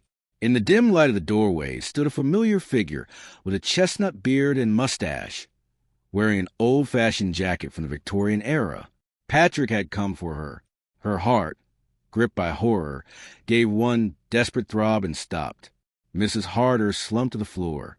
An hour later, Elizabeth found her. Dr. Mennel was summoned immediately. Charles Ridgway was hastily called from the house where he was playing bridge. But no one could help Mrs. Harder now. It was only 2 days later that Elizabeth remembered the note she had received from her mistress. Dr. Mennel read it with great interest and showed it to Charles. It is quite evident that your aunt suffered from hallucinations. She imagined the voice of her late husband. She worked herself into such a state of excitement that she died of shock. Charles nodded understandingly. The night before, while everyone slept, he had destroyed the wire running from the back of the wireless to his bedroom on the floor above. Furthermore, as the evening had been rather chilly, he had asked Elizabeth to light a fire in his room, and in it he had burned the chestnut beard and mustache. As for the Victorian clothes that had belonged to his late uncle, he had returned them to the moth-eaten trunk in the attic. He considered himself above suspicion. Charles, the gentle and attentive young man, the favorite of old ladies, smiled to himself. After the doctor's departure, Charles set about his duties. There were arrangements to be made for the funeral. Suitable trains had to be chosen for relatives coming from afar. Some of them would stay overnight. Charles attended to all of this to the accompaniment of his own thoughts. No one knew the desperate straits he was in. His activities, carefully hidden from the world, had led him so far that the shadow of prison already loomed over him. If he did not manage to secure a substantial sum of money in a relatively short time, he faced the prospect of exposure and ruin. Everything was in order, thanks to a clever ruse. Yes, one might certainly call it a ruse. He was saved. Now he was a wealthy man. As if in answer to these thoughts, Elizabeth peered into the room to announce that Mr. Hopkins had arrived and wished to see him. Just in time, Charles thought, suppressing an urge to whistle. He composed his features into a suitably somber mask and entered the study. There sat the neat old gentleman who had served as the late Mrs. Harder's solicitor for over a quarter of a century. At Charles's invitation, the lawyer settled into an armchair, cleared his throat, and got straight to business. I didn't quite follow your letter, Mr. Ridgway. You seem to be under the impression that the late Mrs. Harder's will is in our keeping. Charles stared at him in bewilderment. But my aunt spoke of it. Oh, certainly. It was in our keeping. Was precisely. Last Tuesday, Mrs. Harder requested that we send the will to her. A wave of unease washed over Charles. It will, of course, be found among her papers. The solicitor continued in a calm tone. Charles said nothing. He had already searched the papers, and he had no doubt that the will was not among them. A moment later, however, he pulled himself together and informed the solicitor of this fact.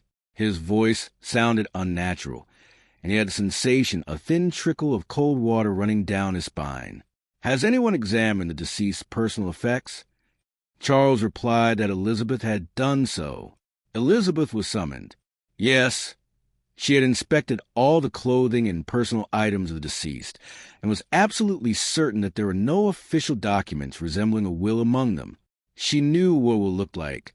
Her poor mistress had been holding it in her hands on the very day of her death. Are you sure of that? The solicitor asked sharply. Yes, sir. She told me so herself, and she made me take £50. The will was in a large blue envelope. Quite right, Hopkins confirmed. Now I remember, Elizabeth continued, that the following morning I saw that envelope, but it was empty. I put it on the writing desk. I saw it there as well, said Charles. He stood up and went to the desk. A moment later, he returned with the envelope in his hand and passed it to Mr. Hopkins. The latter examined it and nodded. This is the envelope in which I sent the will last Tuesday. Can I be of any further use to you? Elizabeth asked respectfully. Not at present. Thank you. Elizabeth moved toward the door. One moment. The solicitor stopped her. Was there a fire in the hearth that evening? Yes, sir.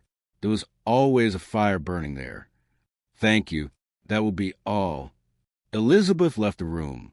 Charles leaned forward, resting a trembling hand on the table. What are you suggesting? Mr. Hopkins shook his head. We must still hope the will is discovered, unless... And what if it is not discovered? I fear that in such a case, only one conclusion can be drawn. Your aunt sent for the will in order to destroy it, not wishing Elizabeth to suffer for it. She provided her bequeathed sum in cash. But why? Charles cried out in a frenzy. Why would she do such a thing? Mr. Hopkins coughed. Had there been any misunderstandings with your aunt, Mr. Ridgway? Charles's mouth dropped open in astonishment. Oh, we were on the best, the most affectionate terms, until her very last day. Ah! Mr. Hopkins murmured, looking away. Suddenly, it became clear to Charles that the lawyer did not believe him. What a bitter irony of fate! When he lied, he was believed. Now, when he spoke the truth, he was doubted. His aunt had not intended to destroy the will. Of that he was certain. Suddenly, his thoughts struck an obstacle. A memory flashed before him. An old woman with one hand clutching her heart, a slip of paper sliding from her other hand and falling onto the glowing embers. Charles's face turned deathly pale. He heard a hoarse voice, his own voice. And if this will is not found? There exists a prior will, dated September 1920. By that will, Mrs. Harder leaves her entire estate to her niece, Miriam Harder, now Miriam Robinson. Suddenly, the telephone rang sharply. Charles picked up the receiver and heard the doctor's voice, hearty and good-natured. Is that you, Ridgway? I thought you'd be interested to know the results of the autopsy. The cause of death, as I told you, was shock. But the heart condition proved much more serious than I'd anticipated. Even with every precaution, she wouldn't have lasted more than another 2 months. I trust this news offers you some small comfort.